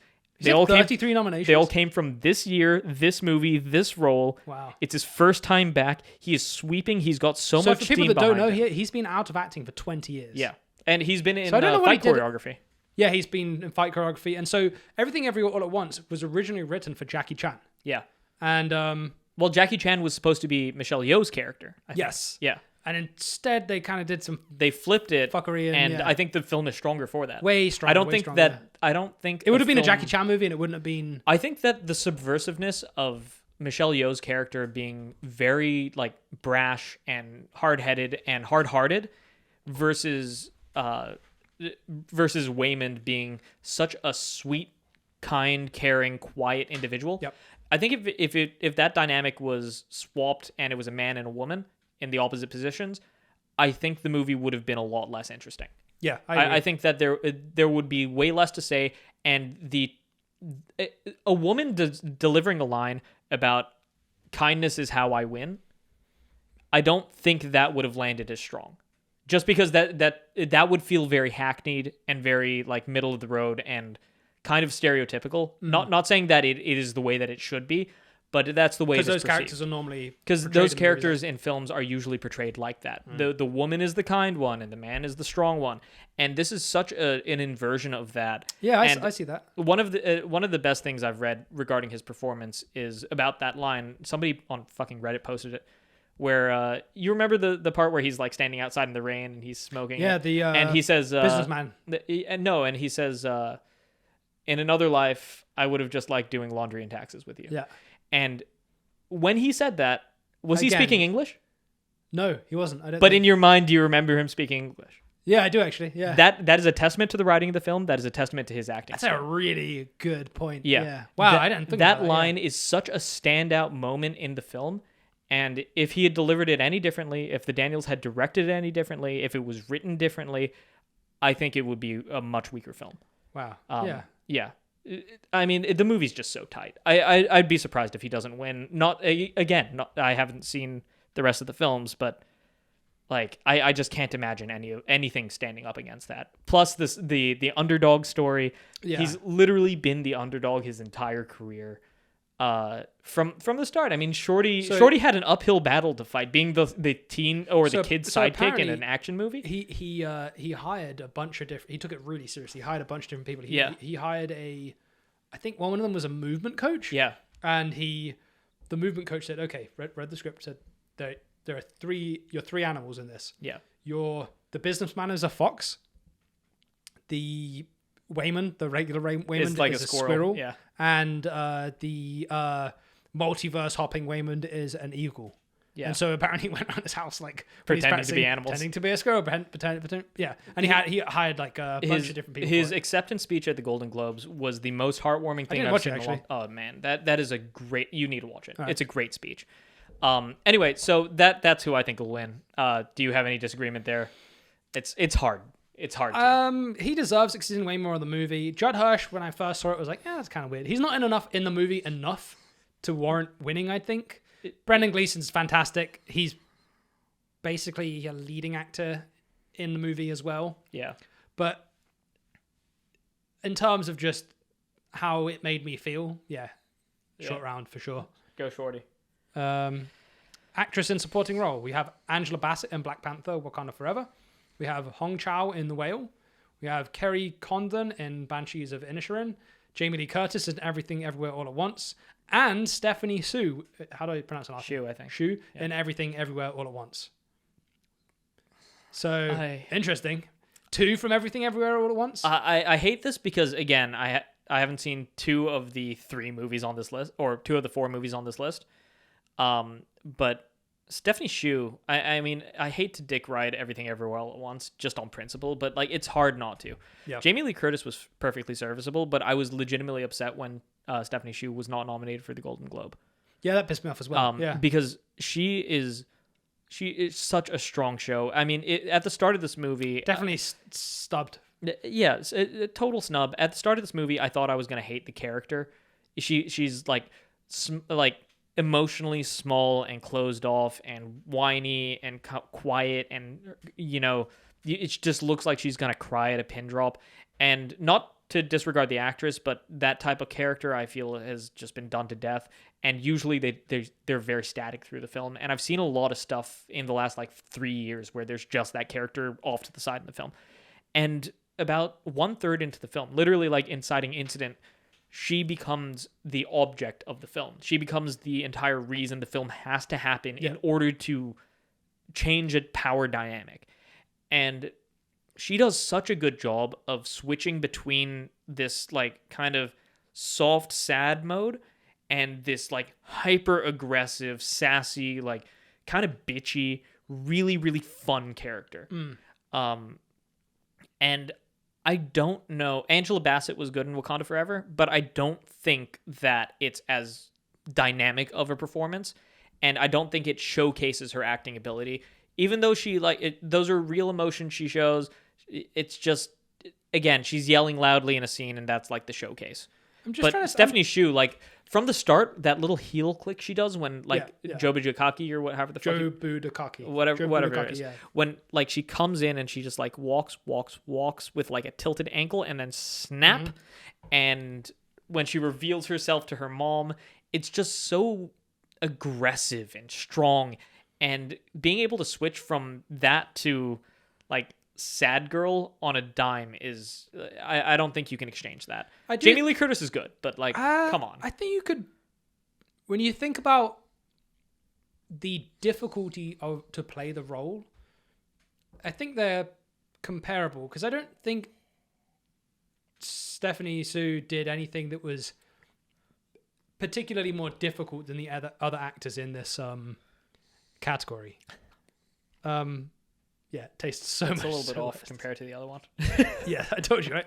I don't know. It's a hard one. I think Jamie Lee Curtis's character was almost harder to portray, and she did a bloody good job doing it. She's awesome. She's always been awesome. I I love her. I love her in those Activia commercials. Again, I haven't watched. I mean, like discounting what's his face, Judd Hirsch from The Fabelmans, because he wasn't in a lot of the movie. I only saw the first half an hour of Banshees of Inisherin, so I don't really understand why Kerry Condon has been nominated, because in the first half an hour she's not really in it.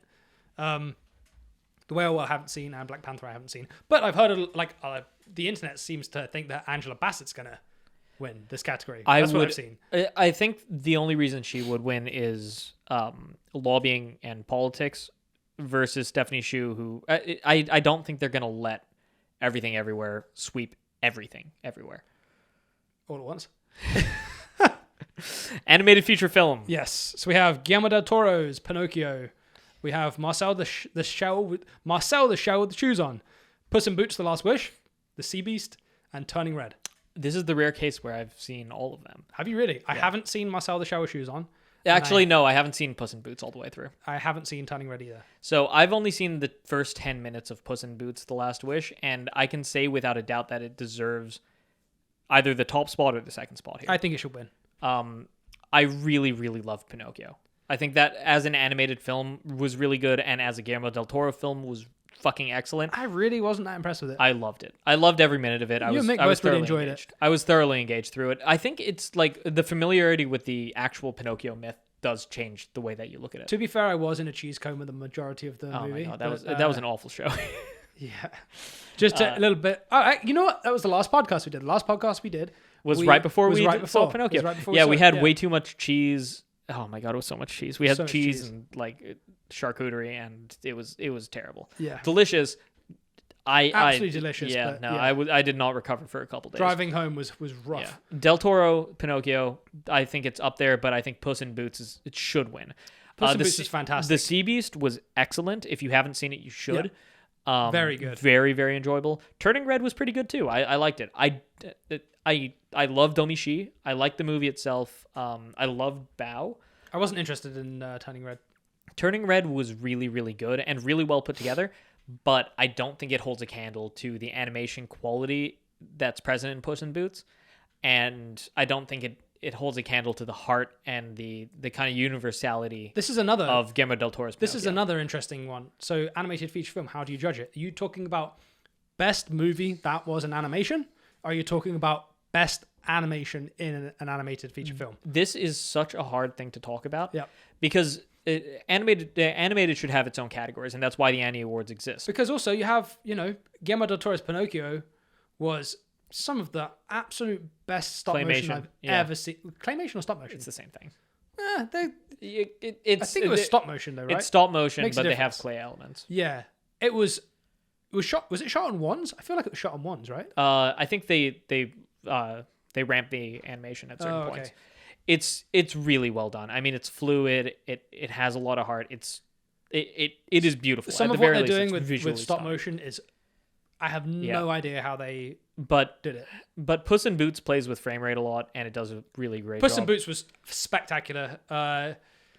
No, with regards to are you rating the animation or are you rating the quality of the film? I don't think it was the best film ever, but I think the Lego Movie was horribly snubbed in the year that it came out. It wasn't nominated at all. That was almost kind of like Top Gun. It was just a fucking fun movie to watch. But look at the animation style in that. Yeah. That's all CG animation. It's all made 3D, to look like like it's stop motion. There's fingerprints on the models that are consistent through the film, and they changed through the film to position. That was 2014, I think. For 15, something like that. Yeah. Fantastic film. It didn't even get nominated. So, because I think it had one live action segment where Will Ferrell gave the performance of his entire life. Yeah. But why is Marcel the Shell with shoes on nominated then if it's not allowed to have live action elements? I just have I have a problem with this category in general. I think the Academy has been pretty terrible with it. It's not a fair category. It usually goes to Disney. Too many great films. I think the one that hurt me the most was I think it was Frozen won over The Tale of Lady Kaguya, which was a beautiful watercolor styled animation by Studio Ghibli. Oh, okay. Not done by Miyazaki. I think it was a different director, but it was a beautiful film. The last 5 minutes of that if you don't cry at that, you don't have a soul. But I don't know. Let's move on from animated. I don't want to get too pigeonholed in here. One thing I've heard really good things about Marcel the Shell with Shoes On. I haven't seen it. My girlfriend wants to watch it with me. You should. But Puss in Boots felt like, depending on how, I mean, the first Shrek movie was kind of, it had it was one of DreamWorks' first movies, right? Was it? No?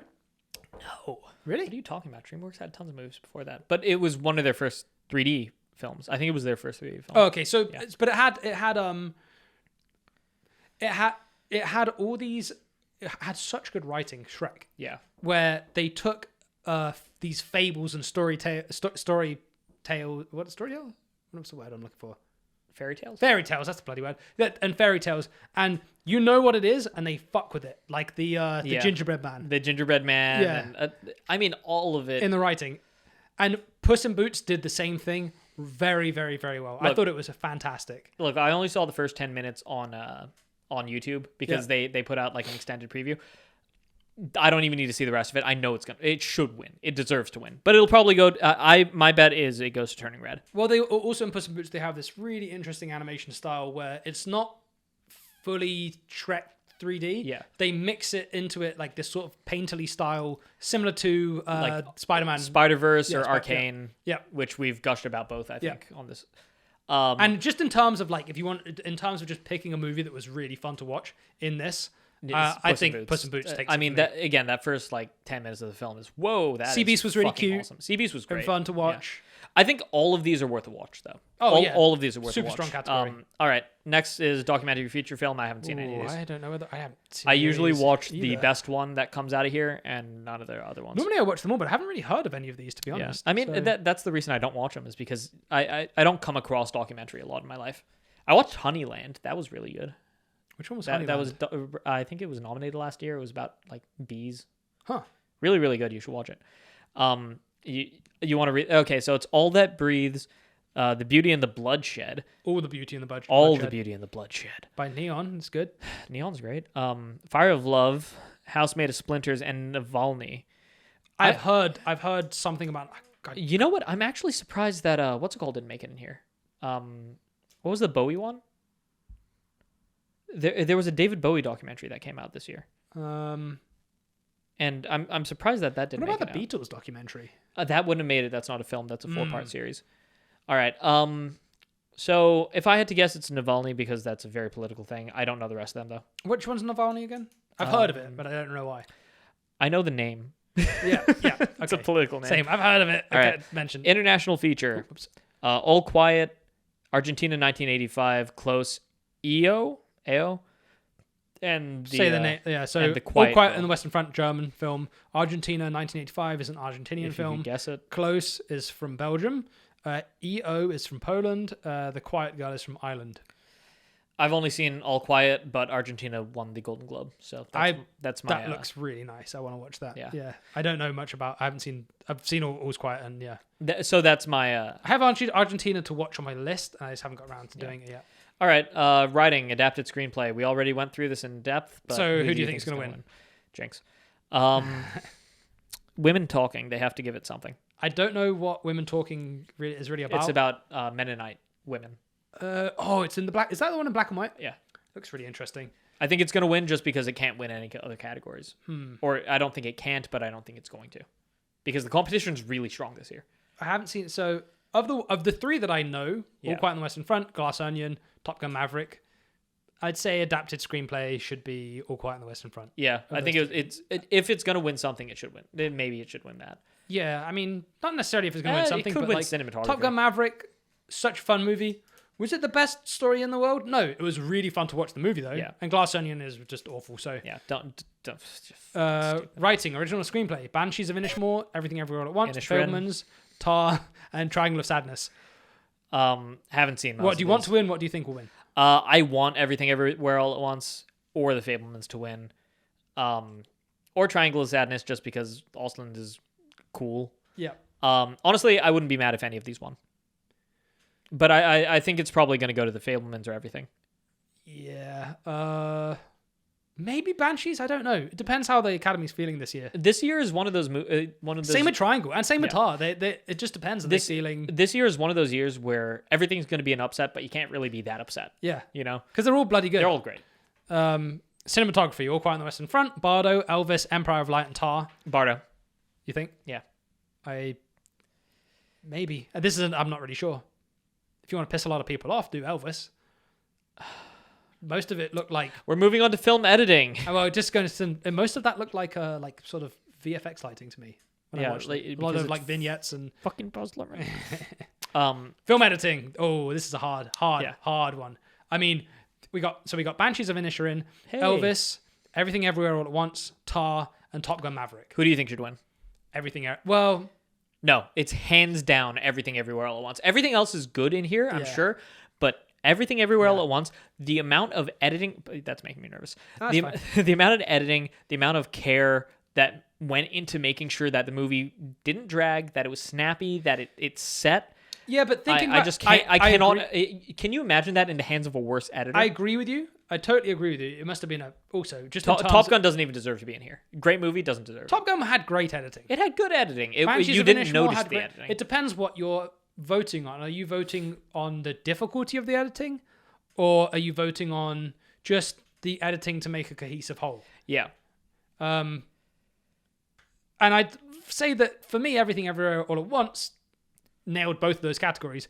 But if you're voting on great edit, if you're 60 or 70 and you're voting on this, which I'm not even voting. Yeah, I guess I'm not even voting Banshees of Inisherin is going to win that. Best editing, like in general. I'm just saying the movie Everything Everywhere also would not have survived with a lower quality. Think about this.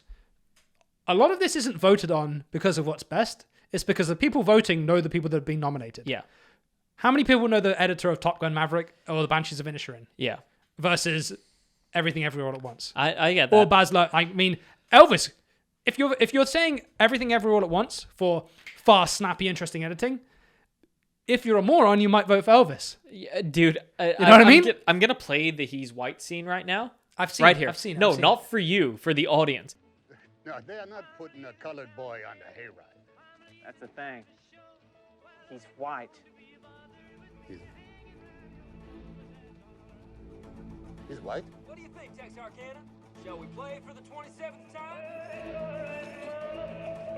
Shall we play for the 27th time? Everybody's talking about this. Everybody's talking about this.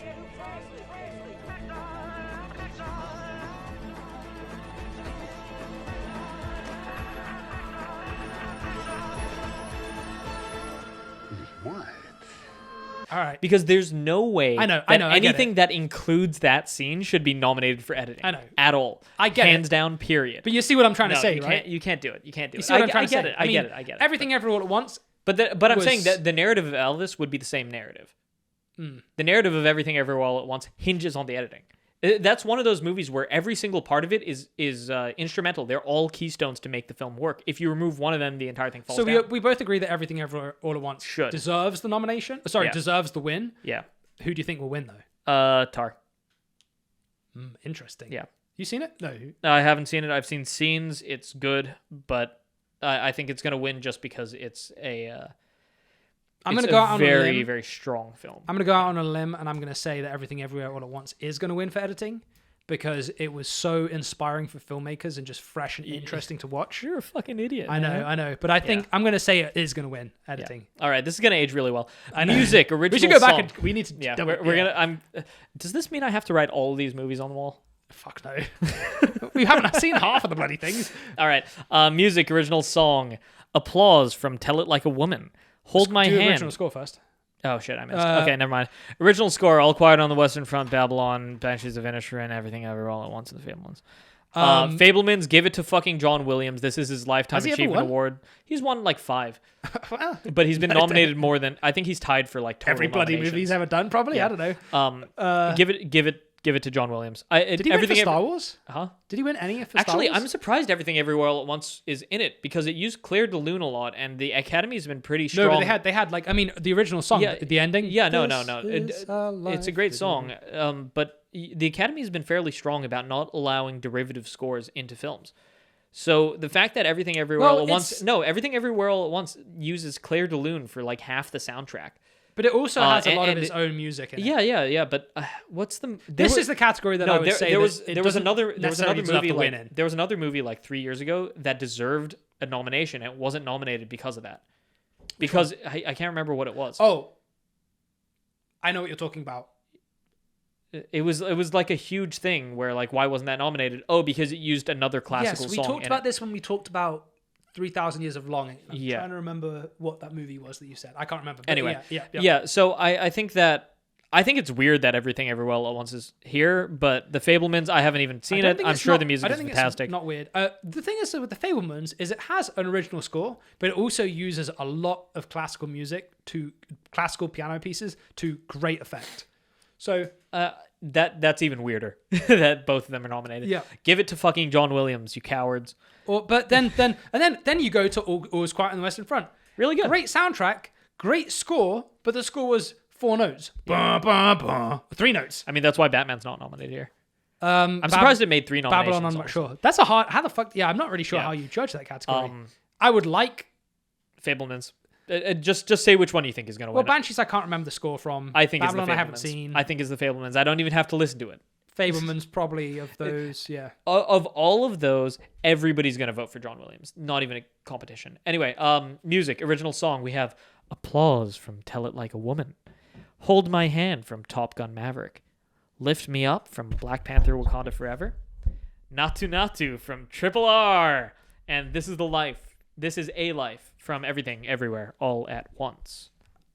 Again, we're getting talk very, very briefly about each of these that you know. Well, again, we're getting into the, like, how do you judge this category? Do you judge it on how good the song was, or do you judge it on how well it aided the story? I think that Natu Natu was fucking hilarious. So good. That movie, so good. That movie was fun as hell. We need to rewatch it. It was fun as hell. I don't think I have the stamina because it was like 20-minute intervals that were really, really fun, and then hour-long sections that didn't fucking do anything. That's not true. That's not true. true. Dude, most of it was boring. No, it was all fantastic. I think Natu Natu was a standout from the film. However, I'm going to go out and say this. I think I haven't heard this much, but it was hugely jingoistic. And really? In terms of the subject matter, that entire movie is a love letter to Modi's India. And I have, I don't know, I feel very weirdly about it because on one hand, it is a good piece of cinema, but on the other hand, it's basically propaganda. So I don't know. You're somewhat tied to. I just don't know where it sits as a film, because this song specifically is like highlighting that it's the supremacy of Indian dance over every other form of dance. Well, again, so that's what the movie is about, and that's what this song is about. So I don't know where it fits in. On the other hand, I would love This Is a Life to win just because I think David Byrne and Mitski deserve a win. Yeah. Just This because they're both fantastic. An incredible song that was like a perfect. I remember that teared me up. That song. Yeah, that ending. Capstone starting to play that. Natu Natu was just this incredible 6-minute bit in the like dance sequence in the middle of a 3-hour movie. Or sorry, 3.5. It's like 4 hours. Yeah. Hold My Hand. I don't really remember which. So I don't remember it. Lift Me Up. Haven't seen it from Black Panther. And Tell It Like a Woman, Applause. I'm not sure. But I think This Is a Life should win, but Natu Natu is going to. I think that's a deserved win. I think it's deserving. RRR was a bit like Top Gun Maverick. RRR was a blockbuster. I still can't figure out why it's called RRR. They kept changing why it was called that, and it's such a hard name to say. Yeah. So I hate the film just based on that. Yeah, let's move on to prod design. Production design. So we went through All Quiet on the Western Front, Avatar, Babylon, Elvis, The Fabelmans. 5 sentences. You mean for my 5-sentence summary? Of those 5, I think that it's hard. I don't think Fabelmans should win, just because I don't think the production design was like incredible. It was great. It was served a story, but it didn't like blow me away. I think probably Babylon will win. Or at least from what I've seen from the trailers, I think Babylon's. I think Elvis is going to win production design. Really? Yeah. I think it's between Babylon and Avatar. I don't think it deserves it. I think it's going to win. Babylon, Avatar, and All's Quiet. I think that Babylon will win, or Avatar will win. Yeah. All right, costume design: Babylon, Black Panther, Elvis, Everything All at Once, and Miss Harris Goes to Paris. The Dark Horse, Mrs. Harris Goes to Paris. That's going to win. You think? Yep. I think They're suckers for period films. maybe who knows? If Everything Everywhere All at Once gets everything else, it might win that one as well. I don't think this is the most deserved. Like it of all the categories we said before, this is probably the least it deserves it. But They're going to give maybe Babylon again. Honestly, what I see here is they're going to give something to Black Panther because it's going to be a consolation prize for Chadwick Boseman passing away. oh, that's a good point. Or Maybe not though. Or maybe not. I'd be surprised if they don't, because it is a culturally relevant movie, whether you accept that or not. That's true. Um, So makeup and hairstyling, All Quiet, The Batman, Black Panther, Elvis, The Whale. I want Batman. It's going to be The Whale. I don't think Batman deserves it. I think it should be The Whale. All right. Or All's Quiet, actually. We've talked about this already. Live action shorts. We haven't seen any. I haven't seen it. Just rated based on read the names. Okay, based on names, we have An Irish Goodbye, Evalu, Le Pupille, Night Ride, and The Red Suitcase. I want An Irish Goodbye to win because I think that's a really cool name. Between that and The Red Suitcase. Yeah. All right. So documentary shorts, again, we haven't seen them. The Elephant Whisperers, Haulout, Haulot, Hole out. Haul Out. How Do You Measure a Year? The Martha Mitchell Effect, Stranger at the Gate. They all sound really interesting. I don't want How Do You Measure a Year because that makes me think of Rent, and I know that's intentional. So fuck that musical and fuck that film. Is that what it's about? I have no idea. But Elephant Whispers is kind of a boring title. The Martha Mitchell Effect. Martha Mitchell yeah. Effect. That kind of sounds interesting. Stranger at the Gate is, yeah. Animated short film: The Boy, the Mole, the Fox, and the Horse. The Flying Sailor, Ice Merchants, My Years of Dicks, and Ostrich Told Me the World is Fake and I Think I Believe It.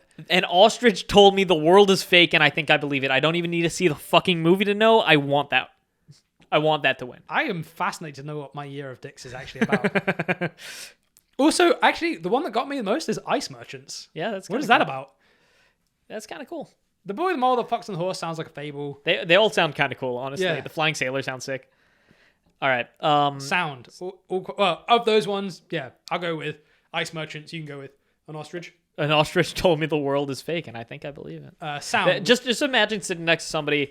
You sit down at the bar, you order your drink, you're waiting for it to come, and the salary man with a fucked up tie and his hair's all messed up. He's like on his 10th drink in, and he looks at you and he goes, "An ostrich told me the world is fake, and I think I believe it." The only thing I can think about It's is fucking that is awesome. the emails that went back and forth. Like, what was the fake name for that movie? Because there's no way that was in the subject of a producer like saying that, or you receive a script and it's this fat fucking. It's taking up all the page. Or being the guy, whoever designed that poster, I want to look up the poster because how do you fit all those words on a page? 1, 2, 3, 4, 5, 6, 7, 8, 9, 10, 11, 12, 14 words in that title. All right, let's move on to sound. Sound. All's Quiet on the Western Front, Avatar: The Way of Water, The Batman, Elvis, and Top Gun. I want Batman to win. It's probably going to go to Top Gun or Elvis. Avatar? Maybe. Avatar, maybe. I don't know. I haven't seen it yet. It's probably Also, but again, All's Quiet was. I think actually, I'm going to say All's Quiet is going to win it. This is going to be really funny when Avatar sweeps the entire Oscars, and I'm just banging my head against a wall for like 2 hours. Damn it! I should have seen it in the cinemas. Yeah. All right. No. I still need to see it. I still need to see it. Visual effects: All Quiet on the Western Front, Avatar: The Way of Water, The Batman, Black Panther, Top Gun: Maverick. I think we both agree it's going to be Avatar: The Way of Water that's going to win, right? I would be so surprised if it wasn't. What else could win from that category? I mean, all of those things deserve to win, but Avatar deserves it the most, right? They've spent 14 fucking years. Yeah. If Avatar doesn't walk away with at least 2 awards from this, I can't be held liable for whatever the fuck's going to happen to James Cameron. To be fair, though, James Cameron doesn't give a flying fuck right now. He's crested past $2 billion already. I guess. I mean, yeah, I just. What other awards has he won? I actually don't know. I mean, he won a ton for Titanic. Yeah. Well, I mean, his award is having the top being 3 or 4 best grossing movies of all time. Or like being at least 3 times on the top 10. I mean, he's got 3 or 4 movies in the top 10. Yeah. And he's held the top spot with every new movie he's released, basically. Apart from Avatar 2. No. Oh yeah. No, actually, it might get it. You know. Do we have it on here? Avatar 2? No. Yeah, we have. We do. We do. Avatar: The Way of Water. Right there. We're looking at the wall behind us for our listeners. We've written all the names of the movies we talked about. Yeah, on there. and you should check this out on Spotify or YouTube in crisp 4K HD UHD. What are we at right now? 148. So all right, so we've pretty comprehensively covered the Oscars. Yeah, right. We were supposed to do this like in 15 minutes and move on. We have other things to talk about, but we're not going to get to that tonight, are we?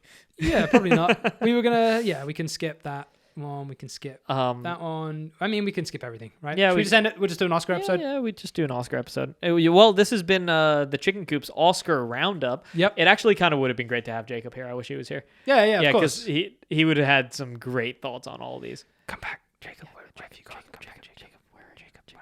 Pitching Dr. Satsu. Dr. Satsu, pitching Dr. Satsu. Come back. Hello, Jacob. Next episode, Dr. Satsu's making his appearance talking about cryptocurrency and everything that he loves like that. Or anything else he's going to talk about something. Yeah. Anyway, this is the end of the episode. I hate this. Stop doing that. Yeah. All right. Well, thank you for Yes. for tuning in to the worst episode of the Chicken Coop. No, it's a good. We should. I like these like themed episodes. Yeah, It's sort of a themed I'm- episode. I'm fine with an Oscar roundup. Oscars roundup. Why not? We're gonna do a We're on second. the board. We did it the same day. Yeah, literally, and we're gonna release Normally it like it's 2 3 weeks weeks. later. But No, come on, we gotta get it out Yeah, I'll tomorrow. get it. I'll try and push this. Yeah. Yeah. So let's we'll When do. first of all, you know what we should say? When my is the God. bloody Oscars? When is? Yeah, actually, that's a great question. I have no fucking clue. It's usually the first week of February. Oscars 2023 is air date. Come on, give me the air date. March 12th. March 12th. Wait, hold wow, on. that's really late. Hold on, no, Are you sure? no, it is that's- March 12th. Yeah. Yeah. Well. All right. Well, on March 13th, let's try and put together, or even March 12th March evening, 12th. and then release it March 13th. I mean, we could sit here and watch it live. You want to live stream it? Yeah, why not? Yeah, let's do a That'd live. actually be really fun. Live stream podcast. I think we can do it with the other camera. Yeah, right? the other camera. We could definitely do it. So let's live. That's Let's, a good idea. live March stream. 12th. Put it in your diaries, guys. Yep. All right. Yeah. So And also, one thing I actually do want to say about the Oscars this year. Next 10 Thank minutes. God, is they're actually going to air every category. Which I yeah, think is really they're good. not bitching out on us again. Snubbing all the lesser categories. They because were no gonna one take cared away about. editing. The one thing Yeah. that makes movies Yeah. is editing. Like the one thing. Like they were gonna get rid And of that also, and cinematography. The VFX. VFX cinematography, and editing. VFX is so auxiliary to film compared to editing. That's true. Editing is the thing that makes it film. If it wasn't that, it would just be like a long roll of film with a single shot. It is incomprehensible that anybody in the Academy would actually think that's a good idea. The people tuning into the Oscars now, today, anymore, the people now tuning into the Oscars are not the general public obsessed with stars because stars have alienated themselves so far from what the actual American experience is. They're the people who love movies. They're the people who want to see movies. They're the people who want to know what the best films of that fucking year were. Also, it's not people going to see a fucking variety show. Yeah. Variety shows have been dead for, 3 decades? When was the last time you saw a game show that was good? We have fucking Celebrity Name That Song. That's the top game show right now, is celebrities naming songs. Is that actually a Is show? that the fucking... Yeah. Yeah, it is. I Wait, so drive, they just I get drive played past bits, it every they fucking get played day. bits of a song and they have to guess it. Randy from fucking American Idol sits on a fucking piano and he plays like 4 notes of a song, and then Jane Krakowski from fucking 30 Rock asks a panel of celebrity guests, "Hey guys, name that song?" And then they struggle to name fucking songs. I feel like we burnt through. There was from England. We had Britain's Got Talent. We had X Factor. We had we have all that here. and then also. that came over here, and then we very quickly burnt through all the celebrities that people are actually interested in, and now it's C-list, D-list. All I'm saying is, that's what variety shows are now. Academy, Motion Pictures Academy of Arts. Is that what you want your ceremony to be? Yeah. Do you 5 years from now anticipate this being an actor from 30 Rock asking the Oscar nominees to name a song to choose who wins? Because if you continue trying to make this into a variety show and continue trying to pump blood into the dead, lifeless corpse of the genre... The best thing they ever did was hire Ricky Gervais for the Golden Globes to make it great fun to actually tune in and watch. The Oscars should not have a host. It should have a variety of esteemed people in the industry to deliver the awards. there should be an opening speech by the president of the Academy and a closing speech by the president of the Academy and nothing else. It is strictly an award show because nobody cares about fucking actors anymore. Also, Nobody. The after quips fucking they do, after they go off, yeah they do like this little like the little what do you bits. think about this? Yeah, no, fucking after. I think that era ended after Gal Gadot sang Imagine. I think that it is done. I mean, even media has started to make fun of that era. I mean, so I don't think that it is prudent of the Academy to at all continue that cycle. Okay, so just end it, make it an award show, and leave. I have an idea to cap this off. Okay, yeah. So we're looking forwards into the future now to what the Oscars might be in a year or a couple of years down the line. What do you think is going to change? Because I'll make some predictions. I think that the ultimate form of the Oscars in the next 10 years is Rollerball. Have you ever seen the movie Rollerball? I love the movie Rollerball. It's Rollerball. Rollerball 2? You seen that one too? Yeah. Rollerball is the end of... That's what the Academy turns out to be. That movie needs a remake. We're going to have Steven Spielberg versus the Daniels in a deathmatch case of Rollerball. Hell yeah. That is exactly what it's going to end up as, and that is full... I'm not even joking. That's what it's going to be. Rollerball deserves the same kind of... You know who should remake Rollerball? The guy who directed Tron. Kaczynski. Kaczynski would do a good He would do an Rollerball. I was going to say Rollerball. Jonathan Nolan should do a treatment of Rollerball for a series like Westworld. For like a... Yeah, actually, that's a great idea. That's a great idea. Yeah, I put it into the world. Now, if you do it, it's me. I made that happen. So you got to give me my residuals, HBO. Yeah, me too. I suggested it in the first place. Yeah. What is your... I think they're going to add a stunts category, which I think they're never going to do. I believe that they are actually talking about it. They're never going to do it. And I think in the next 10 years, there'll be a new media in terms of like YouTube category. There's going to be... YouTube's going to spill out into the Oscars. I'll dispute that only because television has not yet done that. Possibly a TikTok category. No, I'm kidding. No, television has not yet done that, and it's been 50, 70 years. You know what? Never mind. No, you're right, because it is talking about movies. And on top of that... but what define, like, if you do a YouTube documentary? Sure, maybe that should be eligible. Yeah. But I think that the streamies kind of have shown how little people care about that in general. YouTube, it's the pace of content and the amount of content. YouTube it's fast media. It's fast fashion, right? You consume it for 10 seconds and then it's out of your mind permanently. Yeah. Even things that you mean to get back to, you never get back to. You look through your likes on YouTube. Have you, dear viewer, have you ever looked at your likes on YouTube? Because I assure you they're fucking terrible. Like mine are great. What are you talking about? But I mean, people who actively like things on YouTube, they press the button and they forget it. That's what the media is. So I don't think that it's ever going to break into an academy the way that like this or television is. Even with streamies, like who the fuck watches the streamies? Who cares? I mean, this is speaking as somebody who would like to be nominated for a streamie for the Chicken Coop Podcast, available on all on all podcast websites. That would be 10 years time. Okay, I predict in 10 years time. This is going to be my acceptance speech. We'll be nominated for a stream. Or possibly an Oscar. You never know what's going to happen. An Oscar? An Oscar, yeah. Yeah, an Oscar, a Golden Globey. A Globey. Ugh, fucking disgusting. Or a Goldie. Yeah. So, yeah, I mean, maybe they accept stunts. I doubt it, though. No, I think they will. I think they will. You think they will? Either that or stunts will spin off a proper show. I would watch the shit out of an hour-long best stunts of the year with awards. Best car hit. Best wire work. Best high fall. If stunts had their own show, I think that would be applicable. It would kill it. I mean, they might be able to break in through that the way that like Annie's did for animation. I'm not sure what the Annies are, but I think it would. I mean, I was gonna say maybe like a streaming service like Netflix should. What was that? No, nothing. I'll tell you later. I think a streaming service like Netflix should take something like that and run with it. Yeah.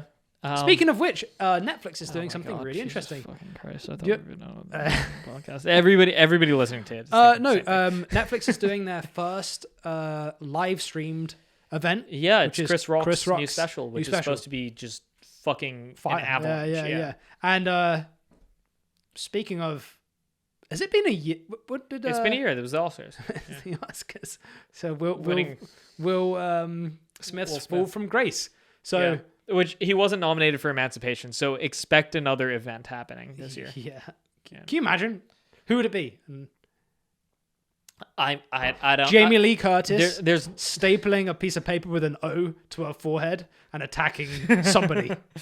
Do it because it will be hilarious. I mean, how much do you want to bet that it's going to be like a bit at the Oscars? It bloody better They're be. going to like do that. Where like some, Michelle Yeoh delivers an Oscar, like is delivering a speech With the thing and makes a joke about Jamie Lee Curtis, and Jamie Lee Curtis just slaps one on her head and just like goes ham.